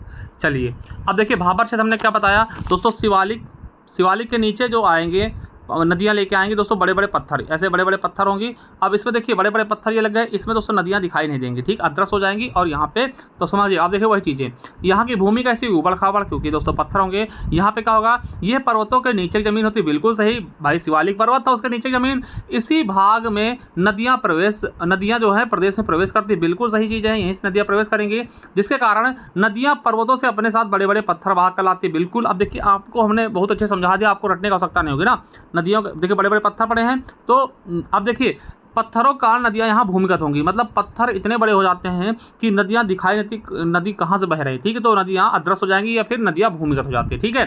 पत्थरों के कारण यहाँ खेती करना संभव नहीं, बिल्कुल सही। तो हमने भाबर बता दिया। अब देखिए भाबर के नीचे क्या होगा, ये बड़े बड़े पत्थर यहीं रुक गए। अब दोस्तों थोड़ी छट छट के मिट्टी आएगी, बालू कण आएंगे ना दोस्तों, इसको हम तराई बोलेंगे, ठीक। अब दूसरा जो होगा दोस्तों तराई क्षेत्र। तराई क्षेत्र क्या होगा, भाबर के ठीक दक्षिण में तराई क्षेत्र पता है, मतलब नीचे वाला हिस्सा तराई हो जाता है। यहाँ पे दोस्तों समतल होगा, भूमि समतल होगी, और नम होगा। नम क्यों, क्योंकि पानी अधिक होगा, तो नम और दलदली मिट्टी होगी, ठीक है। और यहाँ वर्षा की अधिकता कारण, पानी की अधिकता कारण दोस्तों धान व गन्ने की खेती बहुत अच्छे मात्रा में हो जाती है दोस्तों। ये चीज़ आप तराई में समझ गए, आपको बताया।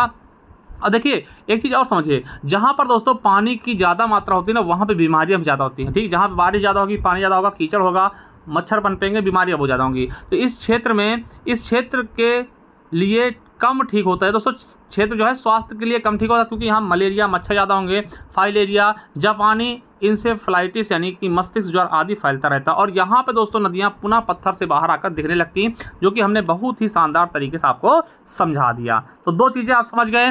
भाबर क्या होता है, भाबर में दोस्तों बड़े बड़े कंकड़ पत्थर पाए जाते हैं, और यहाँ नदियाँ दिखाई नहीं देती, और यहाँ फसल नहीं होगी। फिर तराई का होता है, तराई में दोस्तों छोटे छोटे कण बहा के लाती हैं, और यहाँ पर दोस्तों पानी बहुत अच्छे मात्रा में होता है, नदियाँ दृश्य हो जाती है, दिखने लगती हैं। और यहाँ पे गन्ना और धान की खेती अच्छे से की जा सकती है। और यहाँ पे दोस्तों ज़्यादा पानी होने के कारण दोस्तों बीमारियाँ भी अधिक फैलती हैं। देखा होगा आपने कि दोस्तों गोरखपुर में मस्तिष्क ज्वर बहुत फैलता था ना, तो वो चीज़ें समझिए, है ना, तो वो आपका तराई क्षेत्र ही है। ठीक है, चलिए अब दोस्तों खादर व बांगर समझते हैं। खादर क्या होता है अब समझिए, एक बेसिक चीज़ समझिए। मान लिया दोस्तों ये नदी है, गंगा नदी, क्या साथियों, ये गंगा नदी बह रही है, ये गंगा नदी बह रही है, समझ के कोशिश करिएगा। ये गंगा नदी बह रही, गर्मियों में आप देखते हो गंगा नदी ऐसे बहती है ना, ये बह रही। अब दोस्तों बारिश में क्या होगा, बारिश में पानी ज़्यादा बढ़ेगा दोस्तों, ये गंगा नदी ना ये और आगे तक छाप के चलेगी, यहाँ तक छाप लिया, मान लिया इधर भी छाप लिया, यहाँ तक छाप लिया, ठीक समझिएगा। यानी कि गंगा नदी ऐसे दोस्तों गंगा नदी इतने में बहती थी, मगर बारिश में क्या हुआ कि दोस्तों बारिश समय क्या हुआ कि गंगा नदी यहाँ तक बहने लगी, यहाँ तक बहने लगी केवल बारिश में। ठीक है, अब क्या होगा, फिर गर्मी आएगी दोस्तों, तो ये चीज़ें फिर खाली जाएगी, फिर इतने में गंगा जी बहने लगेगी और यहाँ पे दोस्तों मिट्टी क्या होगी, चेंज हो जाएगी। गंगा द्वारा बहाई गई बहा के लाई गई मिट्टी दोस्तों यहाँ छोड़ दी जाती है, उपजाऊ मिट्टी, और जो मिट्टी पहले से थी वो वापस मतलब बहा ले जाती है। तो यहाँ पे दोस्तों आपने देखा होगा, जैसे अभी दोस्तों तरबूज का सीजन है दोस्तों, गंगा जी के आसपास दोस्तों तरबूज की खेती बहुत अच्छी होती है दोस्तों, हमारे यहाँ फतेहपुर में आते हैं, गंगा जी में मिलता है। तो दोस्तों जो मिट्टी बार बार दोस्तों क्या होती है नदियों में के बाढ़ में दोस्तों घुल जाती है, वहाँ पे नवीन मिट्टी चढ़ जाती है, उसको हम क्या बोलते हैं, खादर। खादर मतलब नई मिट्टी।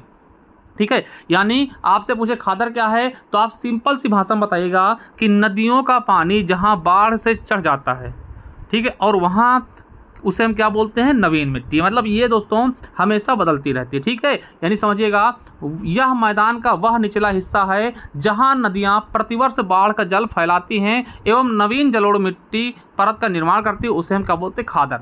ठीक है, यहाँ की मृदा कृषि के लिए सबसे उपजाऊ होती है, यहाँ सभी प्रकार की फसलें रोपी जाती है। बिल्कुल सही भाई। देखिए जो गंगा नदी के किनारे होंगे, फिर किसी भी नदी के किनारे होंगे वो समझते होंगे। ठीक है, मान लीजिए नदी है तो दोस्तों बाढ़ यहाँ तक लेके आती है हर साल। तो दोस्तों ये जो देखिए ये केवल और केवल दोस्तों गर्मी में रहेगी, गर्मी जैसे खत्म बरसात जैसे खत्म हुआ फिर दोस्तों गर्मियों में यहाँ फसल उगा लेते हैं और बहुत तगड़ी फसल होती है, क्योंकि यहाँ पे दोस्तों खाद वाद की जरूरत नहीं पड़ती, क्योंकि दोस्तों नदियों द्वारा खुद ही इतना अवशिष्ट चीज़ें बहा के लाई जाती है। ठीक है, तो ये जो खेती होगी दोस्तों, ये जो मिट्टी होती है इसको बोलते हैं खादर। समझ गए, जो हर साल बाढ़ में डूब जाती है दोस्तों, फिर वो नवीन हो जाती है दोस्तों, उसको हम खादर मिट्टी बोलते हैं। बांगर क्या होता है, अब देखिए मान लो ये नदी बह रही, बारिश में दोस्तों इतना होगा, जो यहाँ के जो क्षेत्र होंगे जहाँ पे दोस्तों नदियों का पानी नहीं पहुँच पाता, वो हमेशा पुराना ही रहता। मान लो दोस्तों कुछ क्षेत्र होगा, देखिए नदी कितनी दूर ले जाएगी, ज़्यादा दोस्तों 500 मीटर 600 मीटर तक ही अपने को बाढ़ से ग्रसित कर पाएगी। उसके अलावा दोस्तों और जो खेत होता है, मान लीजिए यहाँ पे कोई खेत था तो ये थोड़ी नदी में डूबा दोस्तों, ये बांगर होगा, क्योंकि यहाँ की मिट्टी कभी परिवर्तित नहीं होती। वही मिट्टी को हम जोतते हैं, फिर से वही मिट्टी हमें उसी में फसल उगाते हैं, फिर से जोत देंगे, फिर से दोस्तों उसी मिट्टी में फसल उगाएंगे, तो दोस्तों बांगर रहती है। ठीक है, यानी उत्तरी मैदानों का सबसे विशालतम भाग जहाँ नदियों का पानी नहीं पहुँच पाता, वहाँ पुरानी जलोढ़ मिट्टी रहती है, जिसे हम बांगर कहते हैं। यानी नवीन जलोढ़ मिट्टी को हम खादर कहते हैं और पुरानी जलोढ़ मिट्टी को हम बांगर कहते हैं। समझ गए, आई होप, बहुत ही शानदार तरीके। एक बात दोबारा बता दें आपको, भाबर क्या होता है दोस्तों, नदियों द्वारा बहा कर लाए गए दोस्तों कंकड़ पत्थर जहाँ इकट्ठा हो जाते हैं, उसे दोस्तों हम भाबर कहते हैं। कंकड़ पत्थर बड़े बड़े, ठीक है, और यहाँ पे खेती नहीं होगी, नदियाँ अदृश्य रहेंगी। उसके नीचे दोस्तों तो थोड़े थोड़े कंकड़ जो भाग लेते हैं, हल्के फुल्के छोटे छोटे, है ना, बालू कण वगैरह, और यहाँ पे नदियों का पानी दोस्तों ये समतल में प्रवेश कर जाते हैं दोस्तों, इसे हम क्या बोलते हैं, तराई बोलते हैं दोस्तों। और यहाँ पे दोस्तों पानी अच्छा खासा होता है, जिससे धान की फसल और गन्ने की फसल कर लेते हैं। उसके अलावा दो चीज़ें समझा दी। अब खादर क्या होता है, नदियों द्वारा देखिए प्रतिवर्ष जो बाढ़ में दोस्तों कि जितना कवर करते हैं उस हिस्से को हम क्या बोलते हैं, खादर बोलते हैं। क्यों, जहाँ पे नई मिट्टी बाढ़ लेकर के आती है, नई मिट्टी लगा के पुरानी मिट्टी बहा के ले जाती है। ठीक है, और हर साल वहाँ पे बाढ़ वहाँ तक पहुँच जाती है, उसे हम खादर मिट्टी बोलेंगे। और जहाँ पे दोस्तों नदियों का पानी नहीं पहुँच पाता, उसको हम बांगर बोलते थे। ठीक, आई होप ये समझ गए होंगे। चलिए ये चीज़ समझ के बहुत ही शानदार तरीके से आपको समझाने की कोशिश की हमने। ठीक है, और दोस्तों अच्छा लगे तो कमेंट बॉक्स में कमेंट करके जरूर बताइएगा। ठीक है, क्योंकि आप सभी के लिए मेहनत कर रहा हूँ। चलिए अब तो मरुस्थल देख लेते हैं, थार का मरुस्थल। आपको एक बार मैप में दिखा दे कहाँ है थार का मरुस्थल, तीसरा पार्ट। तो साथियों यहाँ पे देखते दोस्तों, ये मरुस्थल है ना, आपको देखेंगे तो ये दोस्तों मरुस्थल है राजस्थान में। ठीक है, तो ये आपका मरुस्थल है। तो चलिए अब देखते थार का मरुस्थल। साथियों थार मरुस्थल की बात करें तो इससे दोस्तों जो क्वेश्चन बनते हैं बस वही देख लीजिए, बहुत अब ज़्यादा देखना इसके लिए बेकार है। ठीक है, चलिए देखिए राजस्थान के पश्चिमी भाग में एक बड़ा शुष्क प्रदेश जिसे हम थार का मरुस्थल कहते हैं। वैसे दोस्तों थार का मरुस्थल आपके पाकिस्तान तक फैला हुआ है। ठीक है, चलिए थार रेगिस्तान जिसे हम ग्रेट इंडियन डेजर्ट कहते हैं, मतलब महान भारतीय डेजर्ट है ना, मरुस्थल कहा जाता है। यह अरावली पहाड़ी के पश्चिम सिरे में स्थित। दोस्तों ये देखिए, यही क्वेश्चन आपके आरआरबी एनटीपीसी 2021 में और सीजीएल में भी पूछा गया 2020 के, कि भैया अरावली के किस हिस्से में है, तो पश्चिमी सिरे में स्थित है कौन, थार मरुस्थल। देखिए थार मरुस्थल की खास बात क्या होती है, देखिए मरुस्थल कोई भी हो जहाँ पे बालू होगा, बालू में होता क्या दोस्तों कि दिन में अधिक गर्मी और रात में अधिक ठंडी होती है, क्योंकि दोस्तों बालू बहुत जल्दी उष्मा को अवशोषित और छोड़ देता ना, ये चीज़ समझिएगा। तो भारत के थार मरुस्थल में दिन और रात में तापमान में व्यापक अंतर पाया था, मतलब अगर ठंडी भी बहुत ज़्यादा होगी, गर्मी बहुत ज़्यादा होगी, जिसमें ताप का अंतर बहुत ज़्यादा हो जाता है ना, तो थार मरुस्थल में होता है, ठीक है, भारत में। देखिए क्वेश्चन आपके पेट 2022 में पूछा गया, और यही चीज़ें सेम दोस्तों क्वेश्चन एसएससी सीजीएल में पूछा गया। एसएससी सीजीएल में क्या कहा गया कि थार मरुस्थल में स्पेस था, पर दिन और रात के तापमान के बीच अंतर सर्वाधिक होने की संभावना होती है, कहाँ पर दोस्तों, थार मरुस्थल में, ठीक। तो ये क्वेश्चन आपके लिए इंपॉर्टेंट है बहुत ज़्यादा, ठीक है। और दोस्तों थार मरुस्थल की बात करें तो यह भारत और पाकिस्तान दोनों जगह फैला हुआ है, ठीक है। यहाँ पर वार्षिक वर्षा 15 सेंटीमीटर से भी कम होती है, और यह अरावली के पश्चिम में, यह कई बार पूछा गया। और दोस्तों यह एक गर्म स्थल है, क्या है, एक गर्म मरुस्थल है। देखिए मरुस्थल दो होते, शीत और गर्म, ठीक है, गर्म मरुस्थल है।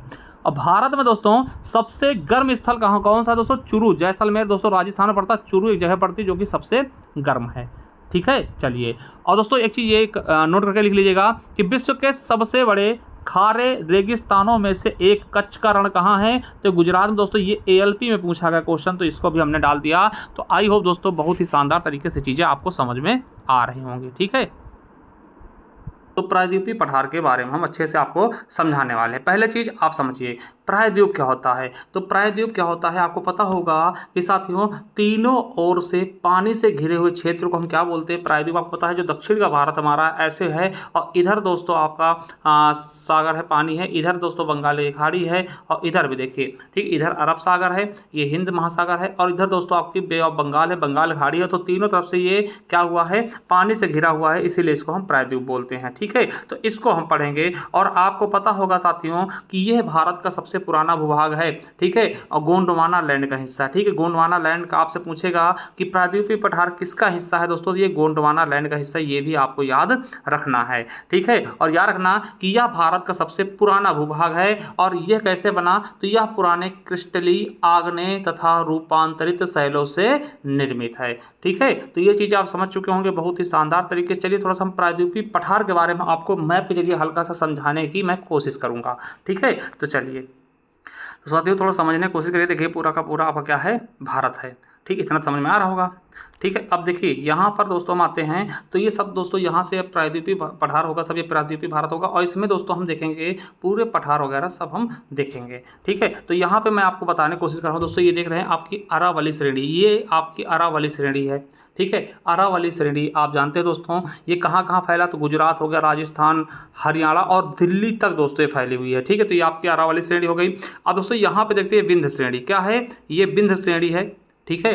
कौन सी श्रेणी है दोस्तों, ये विंध्य श्रेणी। विंध्य श्रेणी आपको पता है दोस्तों एमपी हमें फैला हुआ है लगभग। और दोस्तों नीचे देखते हैं सतपुड़ा श्रेणी, ये आपको ये देखिए, ये रेड वाला आपको दिख रहा होगा, ये सतपुड़ा श्रेणी है, ठीक है। इतना समझ गए बहुत ही अच्छे से। अब देखिए, अब दोस्तों इसके बाद जो दोस्तों ये वाला पूरा हिस्सा है ना, ये पूरा ये वाला जो ऐसे से फैला है, ये दोस्तों इसको बोलते हैं केंद्रीय उच्च भूमि। क्या बोलते हैं, केंद्रीय उच्च भूमि। और जब केंद्रीय उच्च भूमि की हम बात कर लेते हैं मेरे दोस्तों, तो इसमें दोस्तों कई सारे पठार पाए जाते हैं, ठीक है, कई सारे पठार। जैसे दोस्तों इसको हम बोलते हैं ये मालवा का पठार है, ठीक है, ये आपका किसका पठार है, मालवा का पठार। सीख समझने की कोशिश करिए, ये दोस्तों मालवा का पठार हो जाएगा, मालवा का पठार, ठीक है।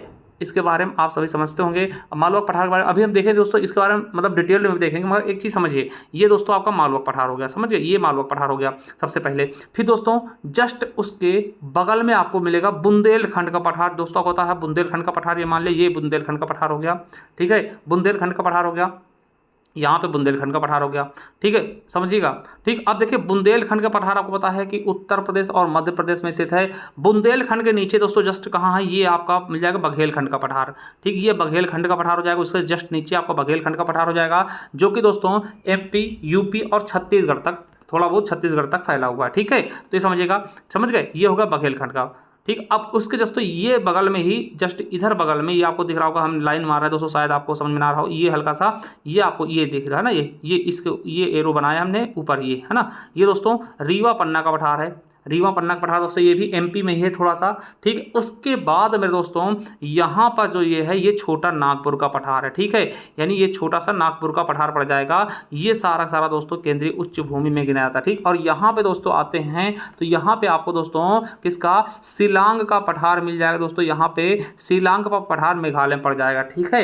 और दोस्तों ये आप समझ गए, ये देखो हमने समझाया बहुत अच्छे से, ये समझ में आ रहा होगा कि सबसे ऊपर दोस्तों क्या होगा आपका, हमने बताया साथियों क्या होगा, मालवा पठार पहले, फिर बुंदेलखंड का पठार, फिर दोस्तों बघेलखंड का पठार नीचे, और इधर बगल में दोस्तों रीवा पन्ना का पठार पड़ जाएगा, और फिर दोस्तों उसके बाद छोटा नागपुर का पठार ये हो जाएगा। और दोस्तों ये चीज़ आपको समझना होगा कि साथियों यहाँ पर आपका क्या होगा, ये यहाँ पर दोस्तों त्रिभुज के आकार में, क्या ऐसे दोस्तों यहाँ पर क्या होगा, यहाँ पर दोस्तों त्रिभुज के आकार में ये क्या होगा आपका, ये आपका दोस्तों दक्कन का पठार हो जाएगा। क्या हो जाएगा, दक्कन का पठार। यार कहिएगा दक्कन का पठार अभी पढ़ेंगे, ठीक। ये दोस्तों अलग है, केंद्रीय उच्च भूमि थोड़ा अलग है, ठीक, मगर पढ़ेंगे इसके बारे में। दक्कन का पठार हो जाएगा। दक्कन के पठार के बाद दोस्तों आप देखते हो दोस्तों ये जो पठार आपका सॉरी ये पर्वत हैं, इसको हम बोलते हैं दोस्तों पूर्वी घाट। क्या बोलते हैं, पूर्वी, ठीक है, पूर्वी घाट बोलेंगे, पूर्वी घाट के बारे में पढ़ेंगे। और इधर वाला जो हिस्सा दोस्तों ये आपका पश्चिमी घाट कहलाएगा। क्या कहलाएगा, पश्चिमी घाट। तो इस तरीके से दोस्तों हम पूरा का पूरा जो दक्षिणी प्रायद्वीप है उसको बांट करके पढ़ने वाले हैं, ठीक है, समझ गए होंगे। चलिए एक बार मैं और समझाता हूँ। देखिए अरावली श्रेणी है, ये दोस्तों आपको दिख रहा है विंध्य श्रेणी है, ये सतपुड़ा श्रेणी है, ठीक है, और भी छोटी छोटी है मगर उनसे हम ज़्यादा मतलब नहीं है। अब दोस्तों ये वाला जो हिस्सा है ये आपका केंद्रीय उच्च भूमि कहलाएगा, ये केंद्रीय उच्च भूमि कहलाएगा। यहाँ पे दोस्तों आपको पता पहले सबसे पहले मालवा पठार पड़ेगा, या आप मालवा पठार कर लीजिएगा। मालवा के पठार के जस्ट बगल में दोस्तों बुंदेलखंड का पठार पड़ेगा, ठीक, बुंदेलखंड का पठार, ठीक, यूपी एमपी में। फिर दोस्तों इधर दोस्तों नीचे आप जाइएगा, यहाँ पे बघेलखंड का पठार पड़ जाएगा, और यहाँ पे दोस्तों रीवा पन्ना पठार, ठीक, ये रीवा पन्ना हो गया, ये वाला रीवा हो गया, रीवा पन्ना लिख लीजिएगा, ठीक। ये होगा दोस्तों बघेलखंड हो गया, ये बघेल हो गया, बघेलखंड का पठार, ठीक है, बघेलखंड का पठार। और ये दोस्तों हो गया ऊपर वाला हो गया ये बुंदेलखंड का पठार, देखिए समझिएगा, थोड़ा समझने की कोशिश करिए। और दोस्तों ये हो गया आपका मालवा का पठार। क्या होगा, मालवा का पठार। और दोस्तों यहाँ पे ये क्या है, छोटा नागपुर का पठार। तो ये दोस्तों ये जो भूमि होती है थोड़ी ऊंची है, इसको केंद्रीय उच्च भूमि के नाम से जान सकते हैं। यहाँ पर दोस्तों आपको पता है आपका शिलांग का पठार हो जाएगा। और दोस्तों यहाँ पे जो हिस्सा है ये त्रिभुज के आकार का दोस्तों मिलेगा, त्रिकोणीय आकार का दोस्तों यहाँ नीचे तक, ये दोस्तों इसको बोलते हैं किसका, मालवा का पठार। क्या बोलते हैं, दक्कन का पठार। मालवा पठार ऊपर होगा, ये दक्कन का पठार होता है, ठीक है, दक्कन का पठार। और दोस्तों ये पश्चिमी घाट हो जाएगा, ये पूर्वी घाट हो जाएगा। आई होप बहुत अच्छे समझ पाए हूँ। चलिए अब दोस्तों आपको पढ़ाते हैं, समझाते हैं, ठीक है। साथियों हमने बताया कि जो प्रायद्वीपीय पठार है, ठीक है, उसके बारे में पहले पढ़ते हैं। प्रायद्वीपीय पठार में हम सबसे पहले देखें केंद्रीय उच्च भूमि। केंद्रीय उच्च भूमि में आपको पता है हमने बताया कि मालवा का पठार है, फिर उसके बाद दोस्तों उसके जस्ट बगल जैसे मालवा का पठार है, ठीक है, पहले, फिर उसके बगल दोस्तों आपका बुंदेलखंड का पठार पड़ेगा, फिर बघेलखंड का पठार पड़ जाएगा नीचे, और यहीं पे दोस्तों आपका रीवा पन्ना का पठार पड़ेगा, और थोड़ा दूर पे दोस्तों क्या हो जाएगा, छोटा नागपुर का पठार, ठीक है। तो दोस्तों मालवा का पठार पढ़ेंगे, बुंदेलखंड का पठार पढ़ेंगे, बघेलखंड का पठार पढ़ेंगे, रीवा पन्ना पढ़ेंगे, और दोस्तों छोटा नागपुर पठार, ठीक है। ये दोस्तों केंद्रीय उच्च भूमि के ही हिस्सा हैं, ठीक है। मगर दोस्तों इसके अलावा दो पठार हम और पढ़ेंगे, मेघालय का पठार और दक्कन का पठार भी इसी वक्त हम पढ़ लेंगे, ठीक। ये 5 दोस्तों किसके हिस्से हैं, केंद्रीय उच्च भूमि के, ठीक है। ये भी उच्च भूमि है मगर दोस्तों ये बीच की नहीं है, ठीक है। मगर ये पठार आपसे ऐसे नहीं पूछेगा कि कौन से उच्च भूमि है कौन से नहीं है। हाँ, पठार पूछेगा कहाँ स्थित है, क्या चोटियां हैं, ये सारी चीजें पूछेगा आपसे। तो चलिए देखते हैं, पहला देखते हैं मालवा का पठार। क्या दोस्तों, मालवा का पठार देखते हैं। आपसे पूछेगा मालवा का पठार दोस्तों कहाँ कहाँ स्थित है, विस्तार कहाँ कहाँ तक है। तो गुजरात बताइएगा, राजस्थान बता दीजिएगा, मध्य प्रदेश। तो 3 राज्यों में दोस्तों मालवा का पठार फैला हुआ है। इसका निर्माण कैसे हुआ दोस्तों, तो ज्वालामुखी के लावे से, यानी बेसाल्ट चट्टानों दोस्तों, ज्वालामुखी के लावे दोस्तों। और एक चीज पता होगा, जब ज्वालामुखी लावा निकलता है दोस्तों वो काली मिट्टी प्रदान करता है, और दोस्तों यहाँ पे आपकी काली मिट्टी पाई जाएगी, ठीक है। काली मिट्टी, मालवा पठार में क्या होगी, काली मिट्टी। और काली मिट्टी को दोस्तों रेंगुर मिट्टी भी कहते हैं, या फिर कपासी मिट्टी भी कहते हैं। ये आप क्वेश्चन याद करिएगा क्योंकि पूछा हो जाता है ना। कपासी मिट्टी को कहते हैं, क्यों, क्योंकि दोस्तों कपासी मिट्टी, कपास के लिए दोस्तों काली मिट्टी बहुत ज्यादा आवश्यक है। क्या, कपास के लिए काली मिट्टी बहुत ही ज्यादा आवश्यक है दोस्तों, ठीक है। ये चीज आप समझ रहे होंगे, ठीक है। और एक चीज हमने बताया था दोस्तों, ऊपर हमने देखी ऐसे हमने बताया था ये अरावली पर्वत है, ठीक है। और फिर दोस्तों उसके नीचे हमने बताया था कि ये विंध्य श्रेणी है दोस्तों, और दोस्तों ये केंद्रीय उच्च भूमि जो था उसकी दोस्तों यहाँ पे क्या था, ये दोस्तों आपका मालवा का पठार था, सबसे पहले मालवा पठार था। यानी कि कहेंगे कि दोस्तों मालवा का पठार जो है वो दोस्तों अरावली व विंध्य श्रेणी के मध्य है, अरावली पर्वत और विंध्य पर्वत के मध्य में स्थित है। समझ रहे होंगे बहुत ही शानदार तरीके से। और इससे दोस्तों चंबल, सिंधु, बेतवा के नदियां, दोस्तों आपको पता है चंबल, सिंधु, बेतवा के दोस्तों ये यमुना की सहायक नदियां हैं, ये सभी नदियां यहाँ से प्रवाहित होती हैं। ठीक है, कहां से, मालवा के पठार से चंबल, सिंधु, बेतवा, केन दोस्तों ये नदियां प्रवाहित होती हैं। नदियों में जब हम पढ़ेंगे तो इनके बारे में भी पढ़ेंगे। तो मालवा का पठार दोस्तों आई होप समझ गए होंगे। चलिए ज्यादा इंपॉर्टेंट दोस्तों जो चीजें हैं वही मैं बता रहा हूं। ठीक है, चलिए बघेलखंड का, बुंदेलखंड का पठार देख लें। तो दोस्तों आपको पता है अपने जिले में भी बुंदेलखंड पड़ता है, सॉरी अपने राज्य में भी ना। तो बुंदेलखंड का पठार, इसका विस्तार दोस्तों उत्तर प्रदेश और मध्य प्रदेश दोनों जगह है। ठीक है, और यहाँ दोस्तों ये आपके यूपी पुलिस में पूछा गया क्वेश्चन था कौन सा बुंदेलखंड के हिस्सा। ठीक है, यूपी पुलिस में 2018 में, तो याद रखेंगे ये राज्य, ठीक है, सॉरी ये दोस्तों जो इनके जिले हैं, उत्तर प्रदेश में कितने जिले हैं और मध्य प्रदेश में कितने जिले, ये आ गए। ठीक रखिएगा। ठीक है, चलिए उत्तर प्रदेश में दोस्तों मुख्यतः 7 जिले पड़ते हैं बुंदेलखंड में। ठीक है, 7 जिले मुख्यतः पूर्ण रूप से कौन कौन से, जालौन, ठीक है, झांसी, ललितपुर, चित्रकूट, हमीरपुर, बांदा और महोबा। ठीक है, कौन से, जालौन, ठीक है, झांसी, ललितपुर, चित्रकूट, हमीरपुर, बांदा और दोस्तों महोबा। वही दोस्तों मध्य प्रदेश के सागर जिला हो गया, दमोह जिला हो गया, टीकमगढ़ हो गया, छतरपुर हो गया, पन्ना और दतिया, ये पड़ते हैं दोस्तों बुंदेलखंड के पठार में। कौन कौन से जिले, मध्य प्रदेश के सागर, दमोह, टीकमगढ़, छतरपुर, पन्ना और दतिया। यानी कि इन जिलों को मिलाकर के, इन दोनों राज्यों के जिलों को मिलाकर के दोस्तों बुंदेलखंड बनता है। ठीक है, और बुंदेलखंड का पठार इन्हीं में स्थित है। ठीक है, आपसे पूछेगा बुंदेलखंड का विस्तार कहां तक है दोस्तों, उत्तर प्रदेश और मध्य प्रदेश में। बुंदेलखंड क्षेत्र में कौन कौन से जिले आते हैं, उत्तर प्रदेश के ज्यादा पूछा जाएगा दोस्तों। ये 7 जिले आप याद रखिएगा, कई बार पूछा चुका आपके यूपी पुलिस में। ठीक है, और दोस्तों यहाँ पे क्या प्रसिद्ध है दोस्तों, यहाँ से आपको पता है हीरा, पन्ना से हीरा, ठीक है, बलुआ पत्थर निकाला जाता है। ठीक है, यानी कि हीरा और बलुआ पत्थर के लिए बहुत फेमस है। और यहाँ पर दोस्तों हल्की फुल्की लाल मिट्टी चट्टान टूटने से, और दोस्तों हल्की फुल्की काली मिट्टी। ठीक है, तो ये चीज याद रखेंगे, लाल और काली मिट्टी दोनों तरह की मिट्टी यहाँ पर पाई जाती है। कहाँ पर, बुंदेलखंड एरिया में। ठीक है, और बुंदेलखंड के दोस्तों जिले बहुत इंपॉर्टेंट है, इनको जरूर याद रखिएगा। ठीक है, इनको तो जरूर याद रखिएगा, बहुत ही ज्यादा इंपॉर्टेंट है। उत्तर प्रदेश के कौन कौन से जिले बुंदेलखंड क्षेत्र में आते हैं, तो इसको तो आपको याद ही कर लेना है। ठीक है, अब देखिए बुंदेलखंड के जस्ट नीचे हमने बताया था बघेलखंड, तो बघेलखंड देख लेते हैं दोस्तों। बघेलखंड क्या है, तो इसका विस्तार दोस्तों आपको बता दें मध्य प्रदेश, उत्तर प्रदेश और छत्तीसगढ़, ज्यादातर दोस्तों मध्य प्रदेश में, ठीक है, और छत्तीसगढ़ तक दोस्तों इसका थोड़ा बहुत विस्तार आपको मिल जाएगा।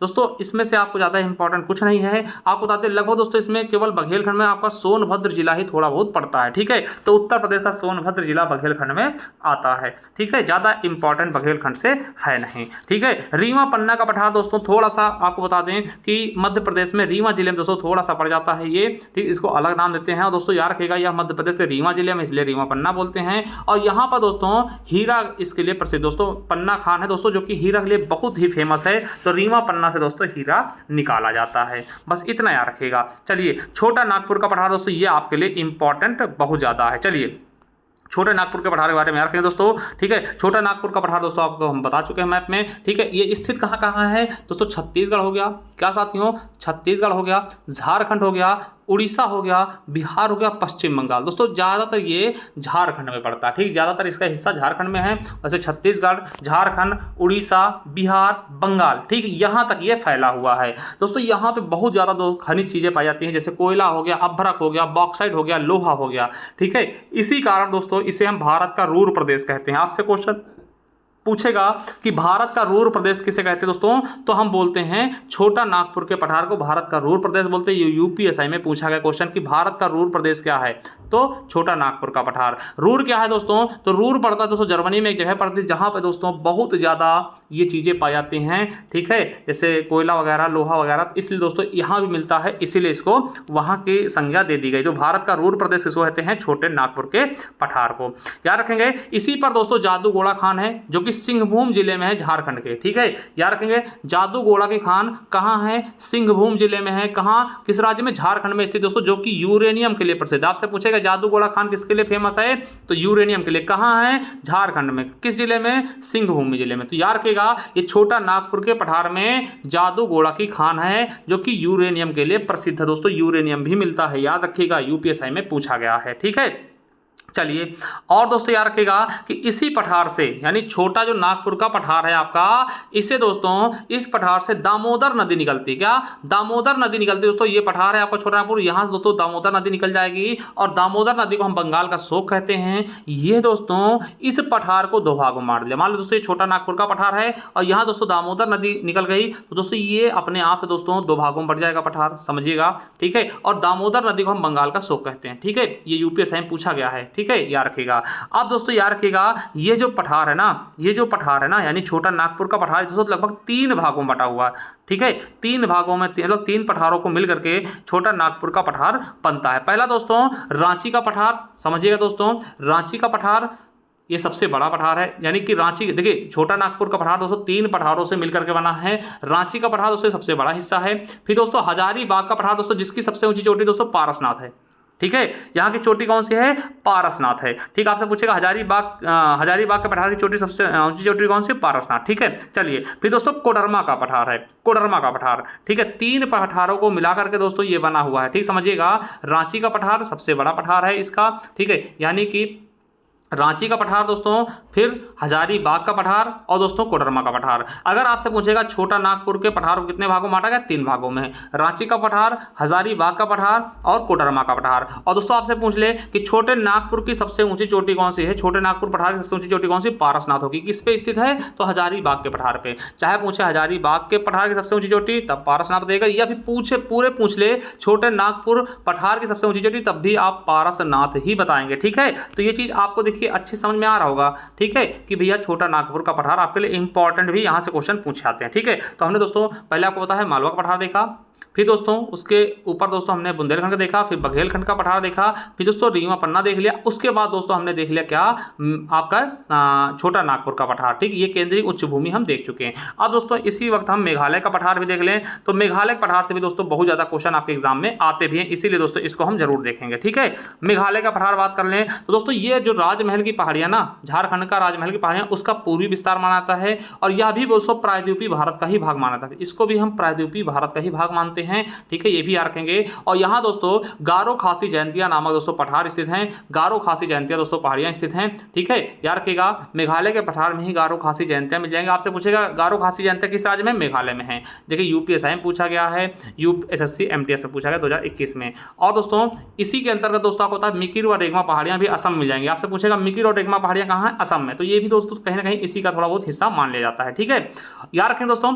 आपसे देखिए जहां कहीं भी पूछे गारो खासी जयंतिया पहाड़ियाँ कहाँ हैं, तो आप बताइए मेघालय। गारो खासी जयंतिया दोस्तों ये जनजातियाँ कहाँ, ये भी दोस्तों मेघालय में। गारो खासी दोस्तों ये भाषा कहाँ है, ये भी मेघालय। मतलब गारो खासी जयंतिया कहीं भी लग जाए तो मेघालय ही बताइएगा। ठीक है, और एक चीज़ याद रखें, जो गारो खासी जयंतियाँ हैं इनमें दोस्तों जो खासी वाला पहाड़ी ना, जो खासी पहाड़ी दोस्तों यहीं पर मासिन राम स्थित है। जो मासिन राम आप जानते होंगे, मासिन राम दोस्तों जहां सबसे ज्यादा विश्व की सबसे ज्यादा वर्षा होती है। ठीक है, और इसी पर दोस्तों आपको याद रखना, जो खासी पहाड़ी है इसी पर दोस्तों मासिन राम स्थित है, जहां पर विश्व की सबसे ज्यादा वर्षा होती है। और इसी पहाड़ी पर मेघालय की राजधानी शिलांग भी स्थित। दोस्तों ये आपके आरआरबी एनटीपीसी में पूछा गया कि मेघालय की राजधानी शिलांग किस पहाड़ी पर स्थित है, तो खासी। गारो खासी जयंतिया 3 पहाड़ियां हैं, तीनों में से दोस्तों खासी बहुत इंपॉर्टेंट, क्योंकि खासी पर ही सबसे ज्यादा वर्षा होती है और खासी पर ही दोस्तों क्या होता है, मेघालय की खासी पर दोस्तों मेघालय की राजधानी शिलांग भी स्थित है। समझ गए होंगे आई होप दोस्तों, बहुत ही अच्छे तरीके से आई होप। चलिए आप दोस्तों इसी वक्त दक्कन का पठार देख लेते हैं। दक्कन का पठार दोस्तों हमने बताया था त्रिभुजाकार दोस्तों सबसे नीचे पड़ता है। ठीक है, नीचे हिस्से पे। चलिए दक्कन का पठार बात कर लें, यह भारत का सबसे स्थिर पठार है दोस्तों, सबसे स्थिर और सबसे बड़ा पठार है भारत का। ठीक है, समझ लीजिएगा। और ये बेसाल्ट चट्टानों से बना, बिल्कुल सही। और दक्कन का पठार सबसे बड़ा प्रायद्वीपीय पठार, बिल्कुल सही। हमने बताया ना प्रायद्वीपीय पठार सबसे बड़ा, प्रायद्वीपीय पठार सबसे बड़ा कौन सा है, दक्कन का पठार। अब यहीं पे देखेंगे दोस्तों दक्कन का पठार खनिज निक्षेपण और कुछ कीमती पत्थरों से संबंध है दोस्तों, बिल्कुल सही। ये कुछ कीमती पत्थर इसमें पाए थे, बहुत ज्यादा इंपॉर्टेंट है। और इस पठार का दोस्तों आकार कैसा है, त्रिभुजाकार दोस्तों, ऐसे पाया था ना, ये त्रिभुजाकार है। ठीक है, याद रखेंगे। और साथियों एक चीज याद रखिएगा, एसएससी सीजीएल और आरआरबी एनटीपीसी में पूछा गया कि लगभग दोस्तों 500 मीटर की औसत ऊंचाई वाला यह पठार तीन पर्वत श्रृंखलाओं से घिरा हुआ। कितने? 3 पर्वत श्रृंखलाएं। कौन कौन सी दोस्तों? उत्तर में यानी सबसे ऊपर सतपुड़ा पड़ जाएगा और दोनों तरफ दोस्तों पूर्वी घाट और पश्चिमी घाट पर्वत पड़ जाएंगे। ठीक है, यानी कि ये दोस्तों ऐसा है ना, ऐसे बना हुआ है। तो सबसे ऊपर दोस्तों क्या पड़ेगा? यहाँ पर दोस्तों सतपुड़ा पड़ जाएगा। क्या पड़ जाएगा? सतपुड़ा पड़ जाएगा। और दोस्तों इधर पश्चिमी घाट पर्वत और इधर पूर्वी घाट पर्वत, यानी 3 पर्वत श्रृंखलाओं से घिरा हुआ है। कौन सा? आपका दोस्तों ये पठार। ठीक है, दक्कन का पठार। समझ गए? और दोस्तों ये दोस्तों जो दक्कन का पठार ना, ये लगभग 8 राज्यों में फैला हुआ है। और दोस्तों इसकी मिट्टी कैसी है? काली मिट्टी है। मिट्टी कैसी है दोस्तों? काली मिट्टी है, बेसाल चट्टानों बनी काली मिट्टी है। इसीलिए दोस्तों ये कपास की खेती के लिए आदर्श। देखो कंबाइंड टेक्नीशियन एग्जाम में पूछा गया कि कपास की खेती के लिए आदर्श जगह कौन सी है दोस्तों? तो आप बताइएगा दक्कन के पठार में कपास की खेती की जा सकती है, क्योंकि यहाँ दोस्तों काली मिट्टी पाई जाएगी। और काली मिट्टी को हम क्या बोलते हैं दोस्तों? काली मिट्टी को हम और क्या बोलते हैं दोस्तों? इसको हम रेगुर मिट्टी भी कहते हैं और कपासी मिट्टी भी कहते हैं। क्या बोलते हैं? रेगुर मिट्टी बोल लीजिए, कपासी मिट्टी बोल लीजिए, काली मिट्टी बोल लीजिए, बात वही है। आई होप समझ गए होंगे। चलिए अब दोस्तों पर्वत श्रेणियां हम देख लें। पर्वत श्रेणियों के बारे में हमने आपको समझाया था, बताया था। ठीक है, तो चलिए एक बार और दिखा देते हैं आपको। दोस्तों जो अपना भारत है, देखिए यहाँ पे दोस्तों अरावली पर्वत आपको दिख रहा होगा। ठीक है, अरावली पर्वत श्रेणी। ठीक है, इसके बारे में बताया था कि गुजरात हो गया, राजस्थान, हरियाणा और दिल्ली तक फैला। रायसीना की पहाड़ी दोस्तों यही है। ठीक, जिस पर राष्ट्रपति भवन है, इसी पर। ठीक है, विंध्य श्रेणी हो गया दोस्तों।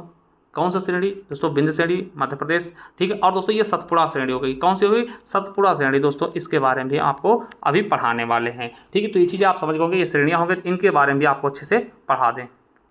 चलिए साथियों, अब देखिए पर्वत श्रेणियाँ।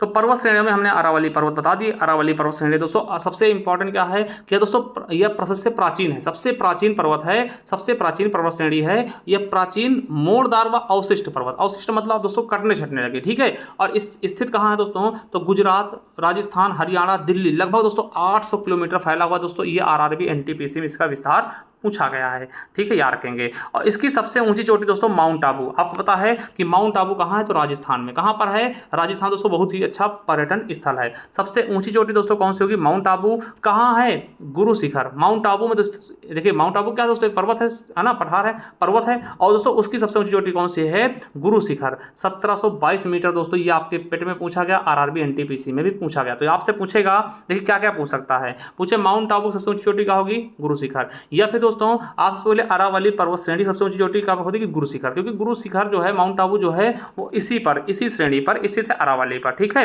याद रखिएगा कि अरावली के पश्चिम की ओर दोस्तों माही व लूनी नदियां निकलती है। अरावली से पश्चिम की ओर दोस्तों माही व लूनी नदियां निकलती हैं। लूनी नदी दोस्तों कच्छ के रण में लुप्त हो जाती है दोस्तों। याद रखिएगा, जो लूनी नदी दोस्तों ये अपना पानी समुद्र तक नहीं पहुंचा पाती, कच्छ के रण में ही दोस्तों क्या होती है? लुप्त हो जाती है, विलुप्त हो जाती है। ठीक है, चलिए। और एक चीज याद रखें दोस्तों, एनटीपीसी पूछा गया कि दोस्तों रायसीना की पहाड़ी दोस्तों अरावली का ही हिस्सा है।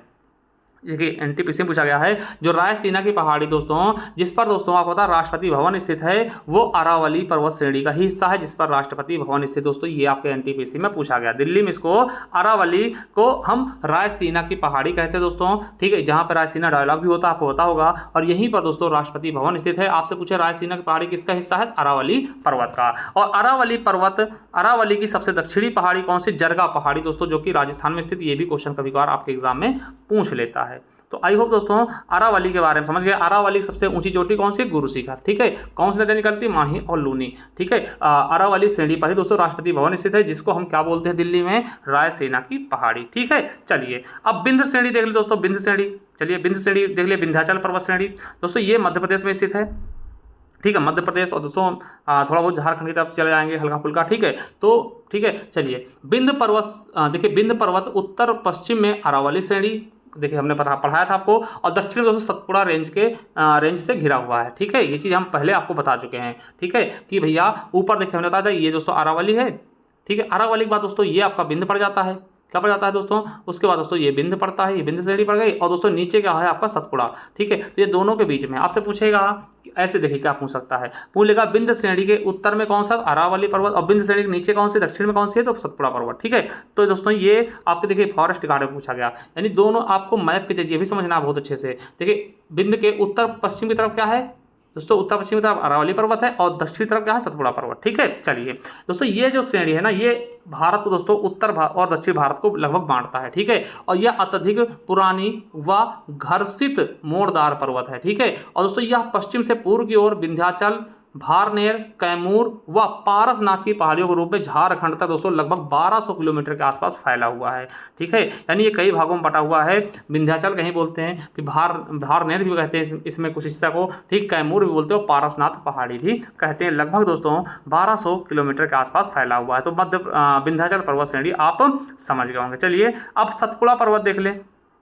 सतपुड़ा पर्वत देख लें दोस्तों। सतपुड़ा पर्वत श्रेणी ये दोस्तों ब्लॉक पर्वत यानी भ्रंश पर्वत का उदाहरण आपसे पूछेगा कि सतपुड़ा पर्वत किसका उदाहरण, दोस्तों ब्लॉक पर्वत या फिर भ्रंश पर्वत का उदाहरण। ठीक है, और इनके दोनों ओर दोस्तों क्या है, सतपुड़ा पर्वत जो है दोस्तों, है ना, इसके दोनों ओर दोस्तों क्या है, नर्मदा और ताप्ती नदी की भूभ्रंश घाटियां हैं दोस्तों। नर्मदा और ताप्ती नदी भी इनके दोनों ओर से निकलती हैं। ठीक है, भ्रंश घाटियां हैं। ठीक है, सतपुड़ा पर्वत नर्मदा और ताप्ती नदियों के बीच में दोस्तों, एक तरफ नर्मदा है एक तरफ ताप्ती, दोस्तों इनके बीचों बीच दोस्तों सतपुड़ा पर्वत स्थित है। ठीक है, याद रखिएगा, बहुत तगड़ा क्वेश्चन है ये। ठीक है, चलिए और दोस्तों आपको बता दूं कि दोस्तों यह मध्य प्रदेश से लेकर छत्तीसगढ़ के मध्य 3 पहाड़ियों में स्थित, यानी कि जो सतपुड़ा पर्वत है ये 3 पहाड़ियों में बटा हुआ है। कहां से कहां तक, मध्य प्रदेश से छत्तीसगढ़ के बीच। दोस्तों सतपुड़ा पर्वत के हम पहले भाग को दोस्तों क्या बोलते हैं, राजपीपला की पहाड़ी, है ना, या फिर पर्वत कह लीजिए, राजपीपला पर्वत या फिर पहाड़ी कह लीजिए। ये दोस्तों गुजरात से मध्य प्रदेश के बीच दोस्तों स्थित है। फिर दोस्तों राजपीपला होगा, फिर उसके बाद दोस्तों पड़ेगा महादेव पर्वत पड़ेगा, फिर दोस्तों मैकाल पर्वत। ठीक है, 3 पहाड़ियों में कटा कटा दोस्तों स्थित है। इसको आप सतपुड़ा पर्वत कहते हैं, तीनों को मिला के। ये दोस्तों क्या हो गया, राजपीपला हो गया, ये दोस्तों क्या हो गया, ये महादेव हो गया, और दोस्तों जो लास्ट में बचा है इसको मैकाल पर्वत कहते हैं। ठीक है, चलिए अब इनके बारे में देखिए। राजपीपला पर्वत दोस्तों कहां से कहां तक है, तो गुजरात से मध्य प्रदेश तक। फिर महादेव पर्वत दोस्तों मध्य प्रदेश में से, और याद रखना दोस्तों बहुत इंपॉर्टेंट, महादेव पर्वत या फिर पूछ ले सतपुड़ा पर्वत या फिर दोस्तों मध्य प्रदेश। देखिए 3 ऑप्शन में से कुछ भी दे दे, कहते इनकी सबसे ऊंची चोटी कौन सी, धूपगढ़ हो जाएगी 1350 मीटर। एसएससी जीडी और एनटीपीसी में पूछा गया, आपसे पूछ ले कि मध्य प्रदेश की सबसे ऊंची चोटी, तो आप बताइएगा धूपगढ़। पूछ ले सतपुड़ा पर्वत की सबसे ऊंची चोटी, तब आप बताइएगा धूपगढ़। पूछ ले महादेव पर्वत सबसे ऊंची चोटी, तब बताइएगा धूपगढ़। ठीक है, और दोस्तों यहीं पर दोस्तों क्या है, यानी महादेव पर्वत पर है दोस्तों पंचमढ़ी स्थित, जिसे हम सतपुड़ा की रानी कहते हैं। पंचमढ़ी दोस्तों स्थित है पर्यटन स्थल, जिसे हम सतपुड़ा की रानी कहते हैं। वही बात कर ले मैकाल पर्वत की दोस्तों, तो याद रखिएगा मैकाल पर्वत दोस्तों मध्य प्रदेश व छत्तीसगढ़ में स्थित है। और दोस्तों मैकाल की सबसे ऊंची चोटी अमरकंटक। ठीक है, आपको याद रखना कि मैकाल की सबसे ऊंची चोटी दोस्तों क्या है, अमरकंटक है 1036 मीटर। और दोस्तों यहीं से नर्मदा व सोन नदियां निकलती है ना, आपने सुना होगा कि नर्मदा नदी अमरकंटक की पहाड़ी से निकलती है ना, तो याद रखेगा अमरकंटक किसका हिस्सा है दोस्तों, मैकाल की पहाड़ी का। और मैकाल पहाड़ी किसका हिस्सा है दोस्तों, तो ये चीज आपको पता होगा सतपुड़ा का। ठीक है, तो याद रखेगा अमरकंटक से ही, तो अमरकंटक से ही का दोस्तों क्या होता है, अमरकंटक से दोस्तों नर्मदा और सोन नदी निकलती हैं। ठीक है, चलिए अब दोस्तों पूर्वी घाट हम बात देखेंगे और पश्चिमी घाट देखेंगे। आपको पता होगा जैसे ये दोस्तों हमारा प्रायद्वीपीय भारत, तो इस तरफ दोस्तों जो होगा वो उसको हम पूर्वी घाट बोल देंगे, और दोस्तों इस तरफ वाले पर्वत को हम पश्चिमी घाट बोल देंगे। ठीक है, चलिए दोस्तों पूर्वी घाट की तरफ देखते हैं। तो पूर्वी घाट की बात कर लें तो पूर्वी घाट दोस्तों ज़्यादा इंपॉर्टेंट है नहीं, फिर भी जो चीज़ें हैं वो मैं आपको बता दे रहा हूँ। देखिए ये पूर्वी घाट क्या होता है, उड़ीसा में दोस्तों इसको महेंद्रगिरी, ठीक है, और दोस्तों आंध्र प्रदेश में नल्ला मल्ला, और दोस्तों तमिलनाडु में सेवराय हिल्स। ठीक है, या फिर दोस्तों पालनी, पूर्वी घाटी की प्रमुख पहाड़ियाँ। दोस्तों पूर्वी घाटी जैसे है ना, तो ये पूर्वी है दोस्तों, ये कटे छटे हिसाब से दोस्तों बटा हुआ है ना, इस तरह से बटा हुआ है दोस्तों। उड़ीसा में इसको क्या बोलते हैं, महेंद्रगिरी पहाड़ी नाम से।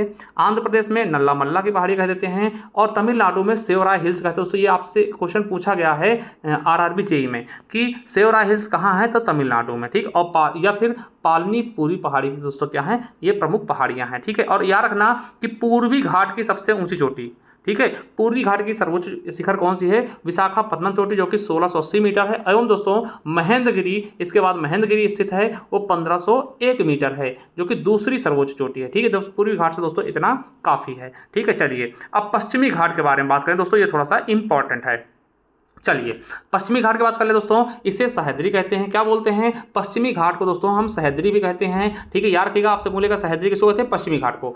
और दूसरी चीज दोस्तों, पश्चिमी घाट पर्वतीय वर्षण के माध्यम से दोस्तों वर्षा प्राप्त करता है। ये क्वेश्चन आपके यूपीएसआई में पूछा गया, मतलब पर्वतीय जो वर्षण होती है ना, उसकी वजह से दोस्तों इसको क्या होता है, वर्षा प्राप्त होती है। और दोस्तों पश्चिमी घाट पे दोस्तों एक चोटी है महाबलेश्वर चोटी, महाराष्ट्र पड़ता है, जिससे दोस्तों कृष्णा नदी निकलती है। अभी नदियों के बारे में पढ़ेंगे तो ज़्यादा अच्छे से हम देखेंगे। तो यार के दोस्तों ये वाला जो है पश्चिमी घाट होगा। ठीक, यहीं पर दोस्तों क्या है, महाराष्ट्र के बाद दोस्तों एक चोटी है महाबलेश्वर चोटी, जिससे कृष्णा नदी निकलती है।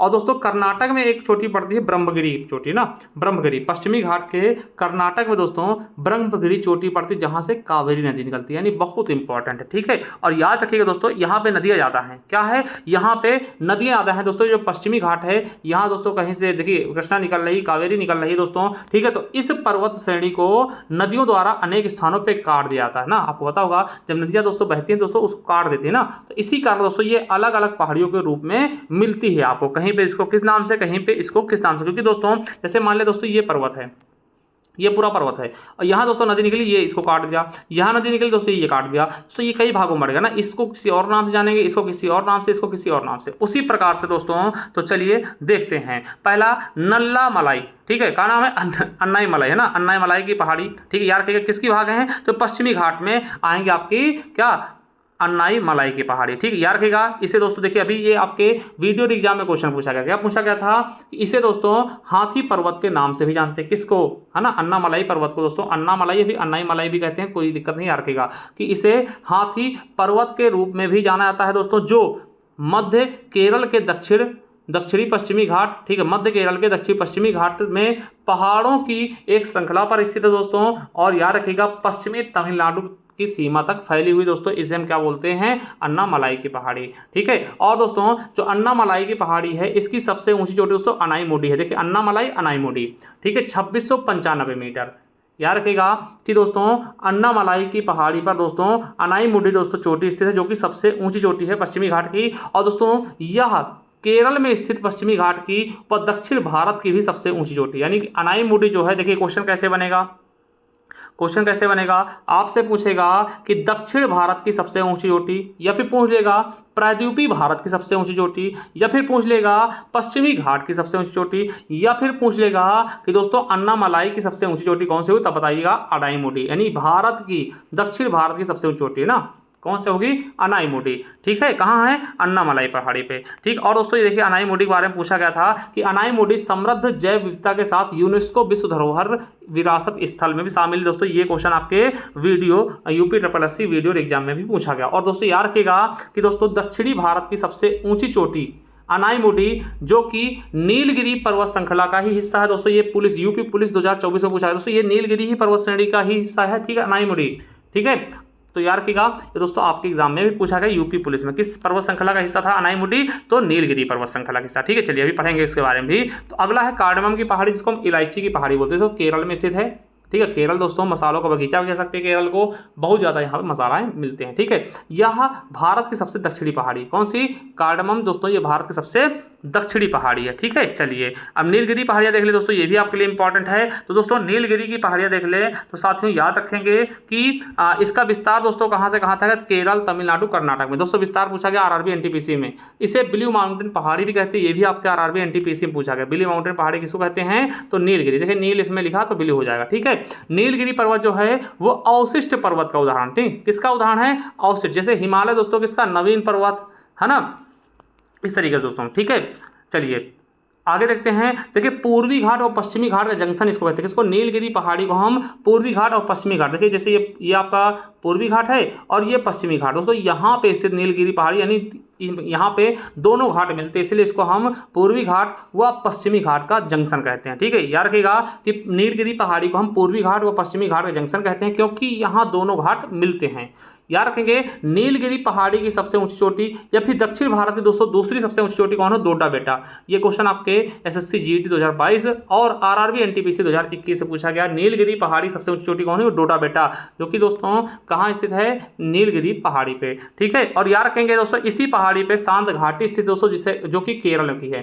केरल में शांत घाटी, आपसे देखिएगा पूछता क्या है कि शांत घाटी संबंध कहाँ से, केरल से, शांत घाटी केरल से। ठीक है, और दोस्तों ये शांत घाटी किसके लिए प्रसिद्ध है, तो यह दोस्तों सदाबहार वन, यानी सदाबहार को दोस्तों जो हमेशा हरे भरे रहते हैं, जो मतलब जंगल हमेशा हरे भरे रहते हैं, जिनमें पत्तियां नहीं गिरती दोस्तों, उसको हम सदाबहार वन कहते हैं। और जैव विविधता के लिए दोस्तों प्रसिद्ध है। ये आपके SSC GD और छत्तीसगढ़ PCS में पूछा गया क्वेश्चन। ठीक है, और दोस्तों यहीं पर दोस्तों नीलगिरी पहाड़ी पर ऊटी स्थित है ना, ऊटी, आप पता है ऊटी मूवी बनती है। ठीक, ऊटी पर्यटन स्थल दोस्तों, आप पता यहीं पर दोस्तों जो हमारे प्रथम CDS थे बिपिन रावत जी, उनका दोस्तों हेलीकॉप्टर क्रैश हो गया था ना। तो ऊटी दोस्तों कहाँ है, नीलगिरी पहाड़ी पे। और नीलगिरी पहाड़ी दोस्तों डोडा, ठीक है, टोडा जनजाति पाई जाती है। यार कहेगा टोडा जनजाति कहाँ? नीलगिरी की पहाड़ियों पर पाई जाती हैं। पाल घाट दर्रा, यार रखें दोस्तों, ये क्वेश्चन आपके एसएससी सीएचएसएल में पूछा गया है।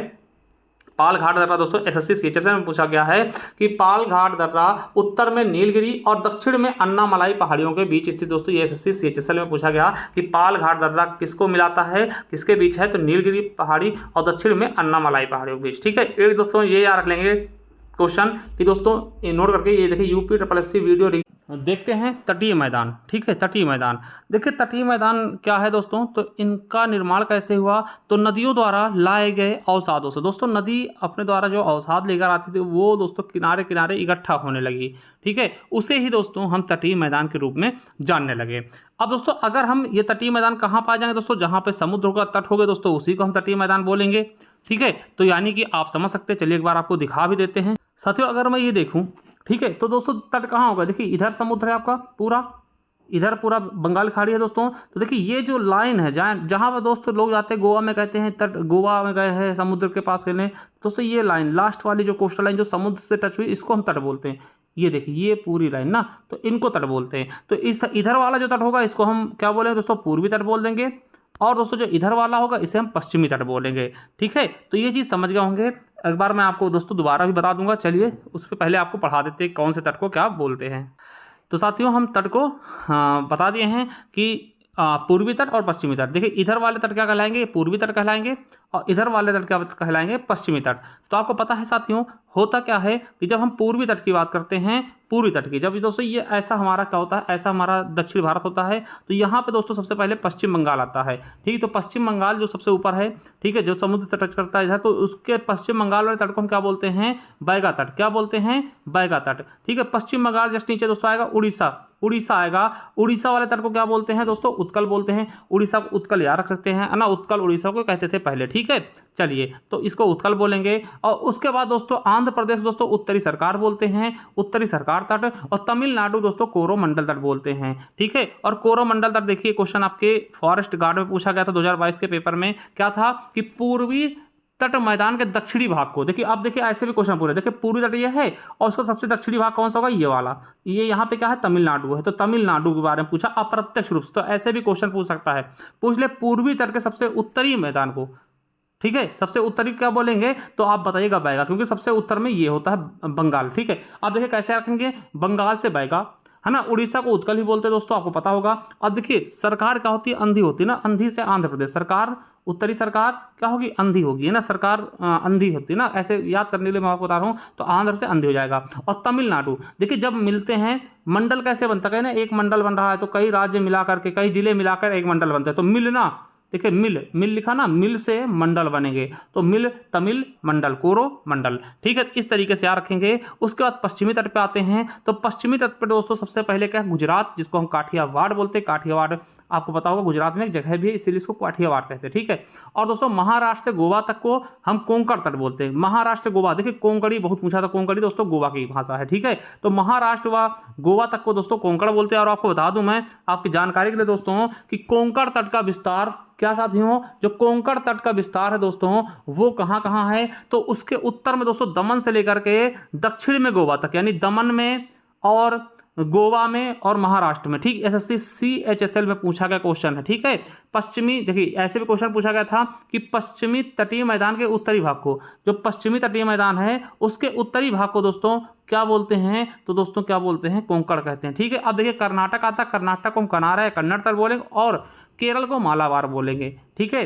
चलिए इतना याद रखें। देखिए देखिए अब कैसे याद रखें दोस्तों? गुजरात में काठियावाड़ है ना, तो इसको याद रख लेंगे। कोंकण दोस्तों गोवा को कोंकणी, गोवा की भाषा कोंकणी, तो इस तरह से गोवा, महाराष्ट्र को कोंकण बोलेंगे।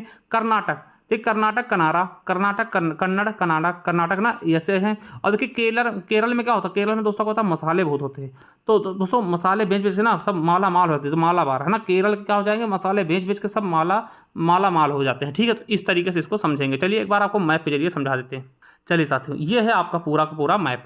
अब देखिए ये है यहाँ से दोस्तों शुरू है, ये देखिए यहाँ से आपका, यहाँ से ये पूरी लाइन है, यहाँ तक दोस्तों समुद्र है पूरा, आप देखेंगे है ना। ये आपका ये पूरा का पूरा क्या है दोस्तों? ये आपका देखिएगा, ये आपका क्या है? यही तो पूरा आपका सिस्टम है पूरा, ठीक है। ये आप देखिएगा, ये समझ में आना चाहिए आपको।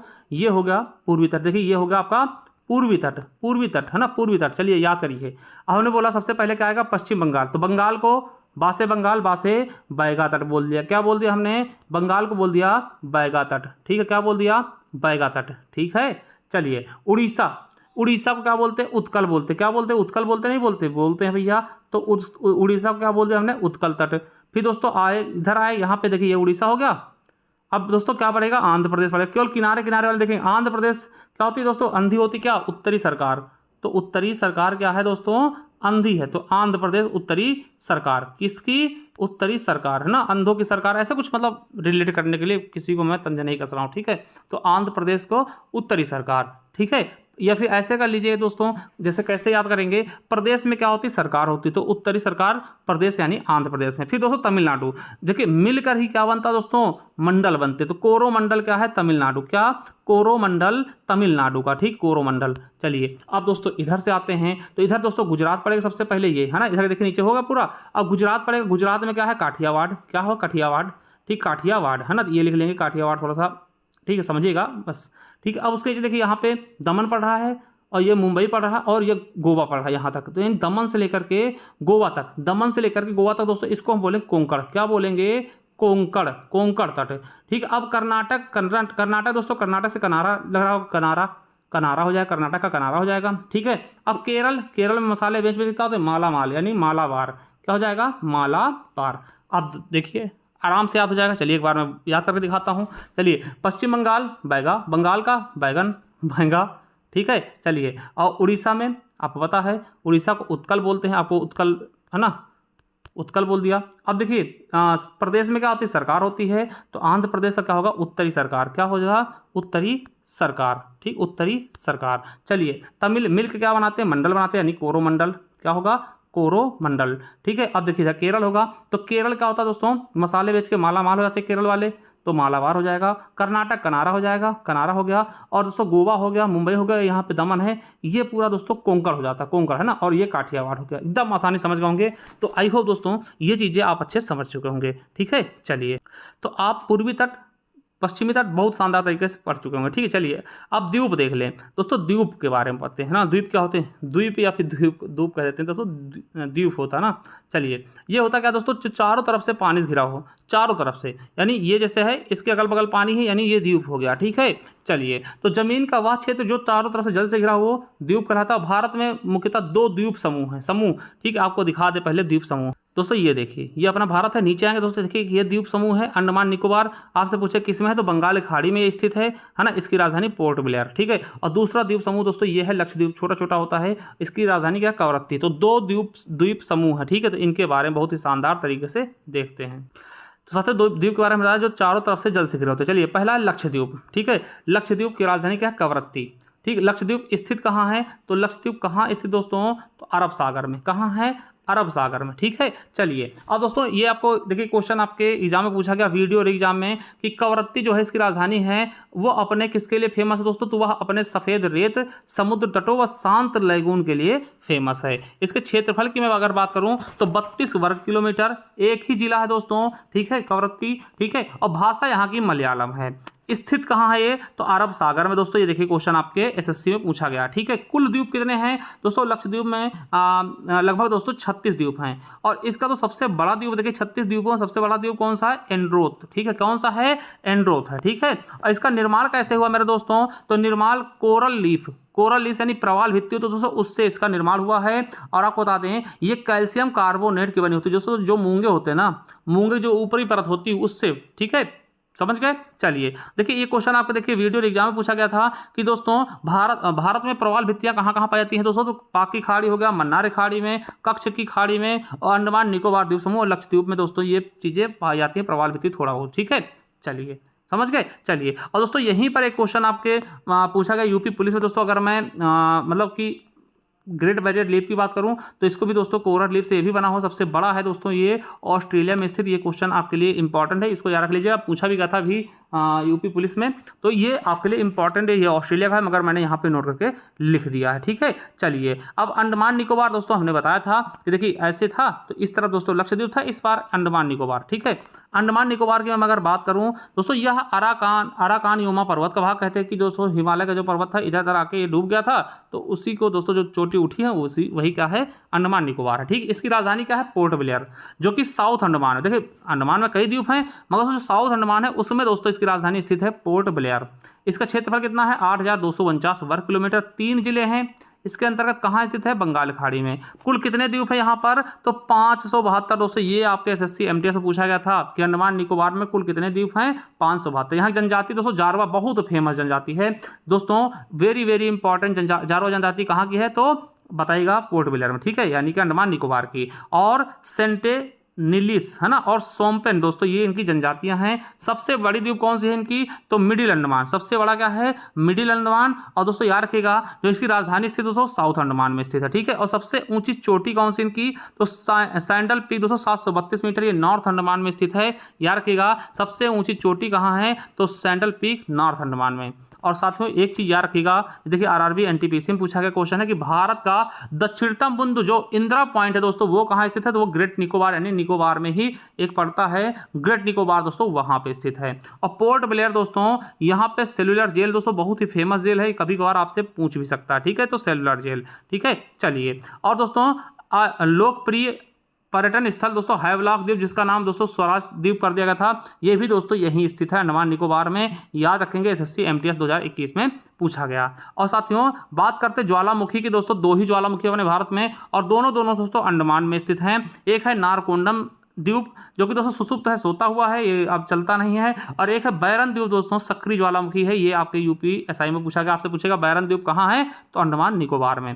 अब देखिए लिटिल अंडमान को कार निकोबार को कौन अलग करता है, लिटिल अंडमान और कार निकोबार दोस्तों अलग कौन करता है, तो 10 डिग्री चैनल। कौन सा, 10 डिग्री चैनल साथियों। चलिए और अन्य द्वीप देख लेते हैं, जैसे न्यूमोर द्वीप गंगा सागर द्वीप है, ये हुगली नदी पर है कोलकाता में। व्हीलर द्वीप दोस्तों इसको कलाम द्वीप नाम रख दिया गया, व्हीलर द्वीप का नाम बदल के कलाम द्वीप किया गया है। ये कहाँ है, तो उड़ीसा के चांदीपुर में ब्राह्मणी नदी पर स्थित दोस्तों, यहां से मिसाइलों का परीक्षण होता है, आप सुनते भी होंगे। ठीक है, चलिए अगला श्रीहरिकोटा द्वीप दोस्तों आंध्र प्रदेश में स्थित है। ठीक है, और यहीं से दोस्तों इसरो की लॉन्चिंग पैड भी है, श्रीहरिकोटा से दोस्तों इसरो की लॉन्चिंग पैड है दोस्तों। ठीक है, देख सकते हैं। और दोस्तों इसका नाम क्या है, सतीश धवन अंतरिक्ष केंद्र। और यहाँ से उपग्रहों को रॉकेट के माध्यम से दोस्तों भेजा जाता है ना, उपग्रहों को रॉकेट के माध्यम से भेजा जाता है, सैटेलाइट को। सॉल्सेट द्वीप दोस्तों जिस पर मुंबई स्थित है। एलिफेंटा द्वीप कहाँ है, मुंबई में है। पंबन द्वीप दोस्तों यार के बहुत इंपॉर्टेंट, पंबन द्वीप कहाँ है, तो साथियों मन्नार की खाड़ी के तट पर। और धनुषकोडी भी दोस्तों इसी द्वीप पर स्थित है, मोस्ट इंपॉर्टेंट है ये भी आपको यार। एलिफेंटा द्वीप भी पूछा था दोस्तों, सॉल्सेट द्वीप भी कई बार पूछ लिया जाता है, तो मुंबई स्थित। ठीक है, चलिए अब दोस्तों कुछ महत्वपूर्ण चैनल देख ले और यहीं से अपनी बारी को हम विराम देंगे। ठीक है, चलिए जैसे 8 डिग्री चैनल है ना दोस्तों, मामी। ठीक है, क्या मामी कितनी, 8 डिग्री चैनल पे। माँ से मालद्वीप, ठीक है, और मी से मिनी है ना। ठीक है, मालद्वीप मिनी। ठीक है, मतलब कि मालद्वीप और मिनी काय के मध्य है ना, तो दोस्तों मालदीव और मिनी काय के बीच कौन सा चैनल है, 8 डिग्री। देखो ये सीडीएस में पूछा गया। ठीक है, 9 डिग्री चैनल किसके बीच है, तो लक्षद्वीप और मिनी काय के बीच है ना, लक्षद्वीप मिनी काय के बीच दोस्तों कौन सा है, 9 डिग्री चैनल है। 10 डिग्री चैनल किसके, अंडमान निकोबार, अंडमान व निकोबार के मध्य। ठीक है, 10 डिग्री चैनल अंडमान व निकोबार के बीच है। और दोस्तों ग्रेट चैनल किसके बीच है, तो इंडोनेशिया व निकोबार के मध्य कौन सा, ग्रेट चैनल। ठीक है, वहीं मन्नार खाड़ी बात कर लें तो तमिलनाडु और श्रीलंका भी दोस्तों ये आपका इंपॉर्टेंट है। ठीक है, कोको स्टेट दोस्तों किसके बीच है, तो कोको द्वीप और उत्तरी अंडमान। दोस्तों कोको द्वीप इस समय बहुत चर्चित है। ठीक है, जिसको दोस्तों भारत द्वारा म्यांमार को दिया गया था, और म्यांमार दोस्तों इसे चाइना को मतलब कि सैन्य प्रशासन के लिए दे रहा। ठीक है, तो कोको द्वीप से उत्तरी अंडमान को अलग कौन करता है, कोको स्टेट। डंकन पास दोस्तों कहाँ है, तो दक्षिण अंडमान व लघु अंडमान के बीच, दक्षिणी अंडमान और लघु अंडमान के बीच दोस्तों डंकन पास है। और पाक जल संधि दोस्तों यूपी पीएसएस से पूछा गया, और अभी दोस्तों ये आपके यूपी पुलिस 2024 में पूछा गया और यूपी पुलिस 2018 में, यानी कि मोस्ट इंपॉर्टेंट है पाक जल संधि भारत व श्रीलंका के मध्य। देखिए ये है क्यों पूछा क्यों जाता है, क्योंकि दोस्तों पाक से लोग पाकिस्तान देख लेते हैं और पाकिस्तान भारत जरूर होता है, मतलब पाकिस्तान भारत से बिल्कुल नहीं है। पाक जल संधि भारत और श्रीलंका के बीच, ये भ्रम करता है। ठीक है नाम। चलिए तो दोस्तों ये चीज़ें आप बहुत से समझ चुके होंगे। हमने पूरा का पूरा दोस्तों ये चैप्टर आपका आज कंप्लीट हो चुका है। चलिए नेक्स्ट वीडियो में नेक्स्ट चीज़ देखेंगे।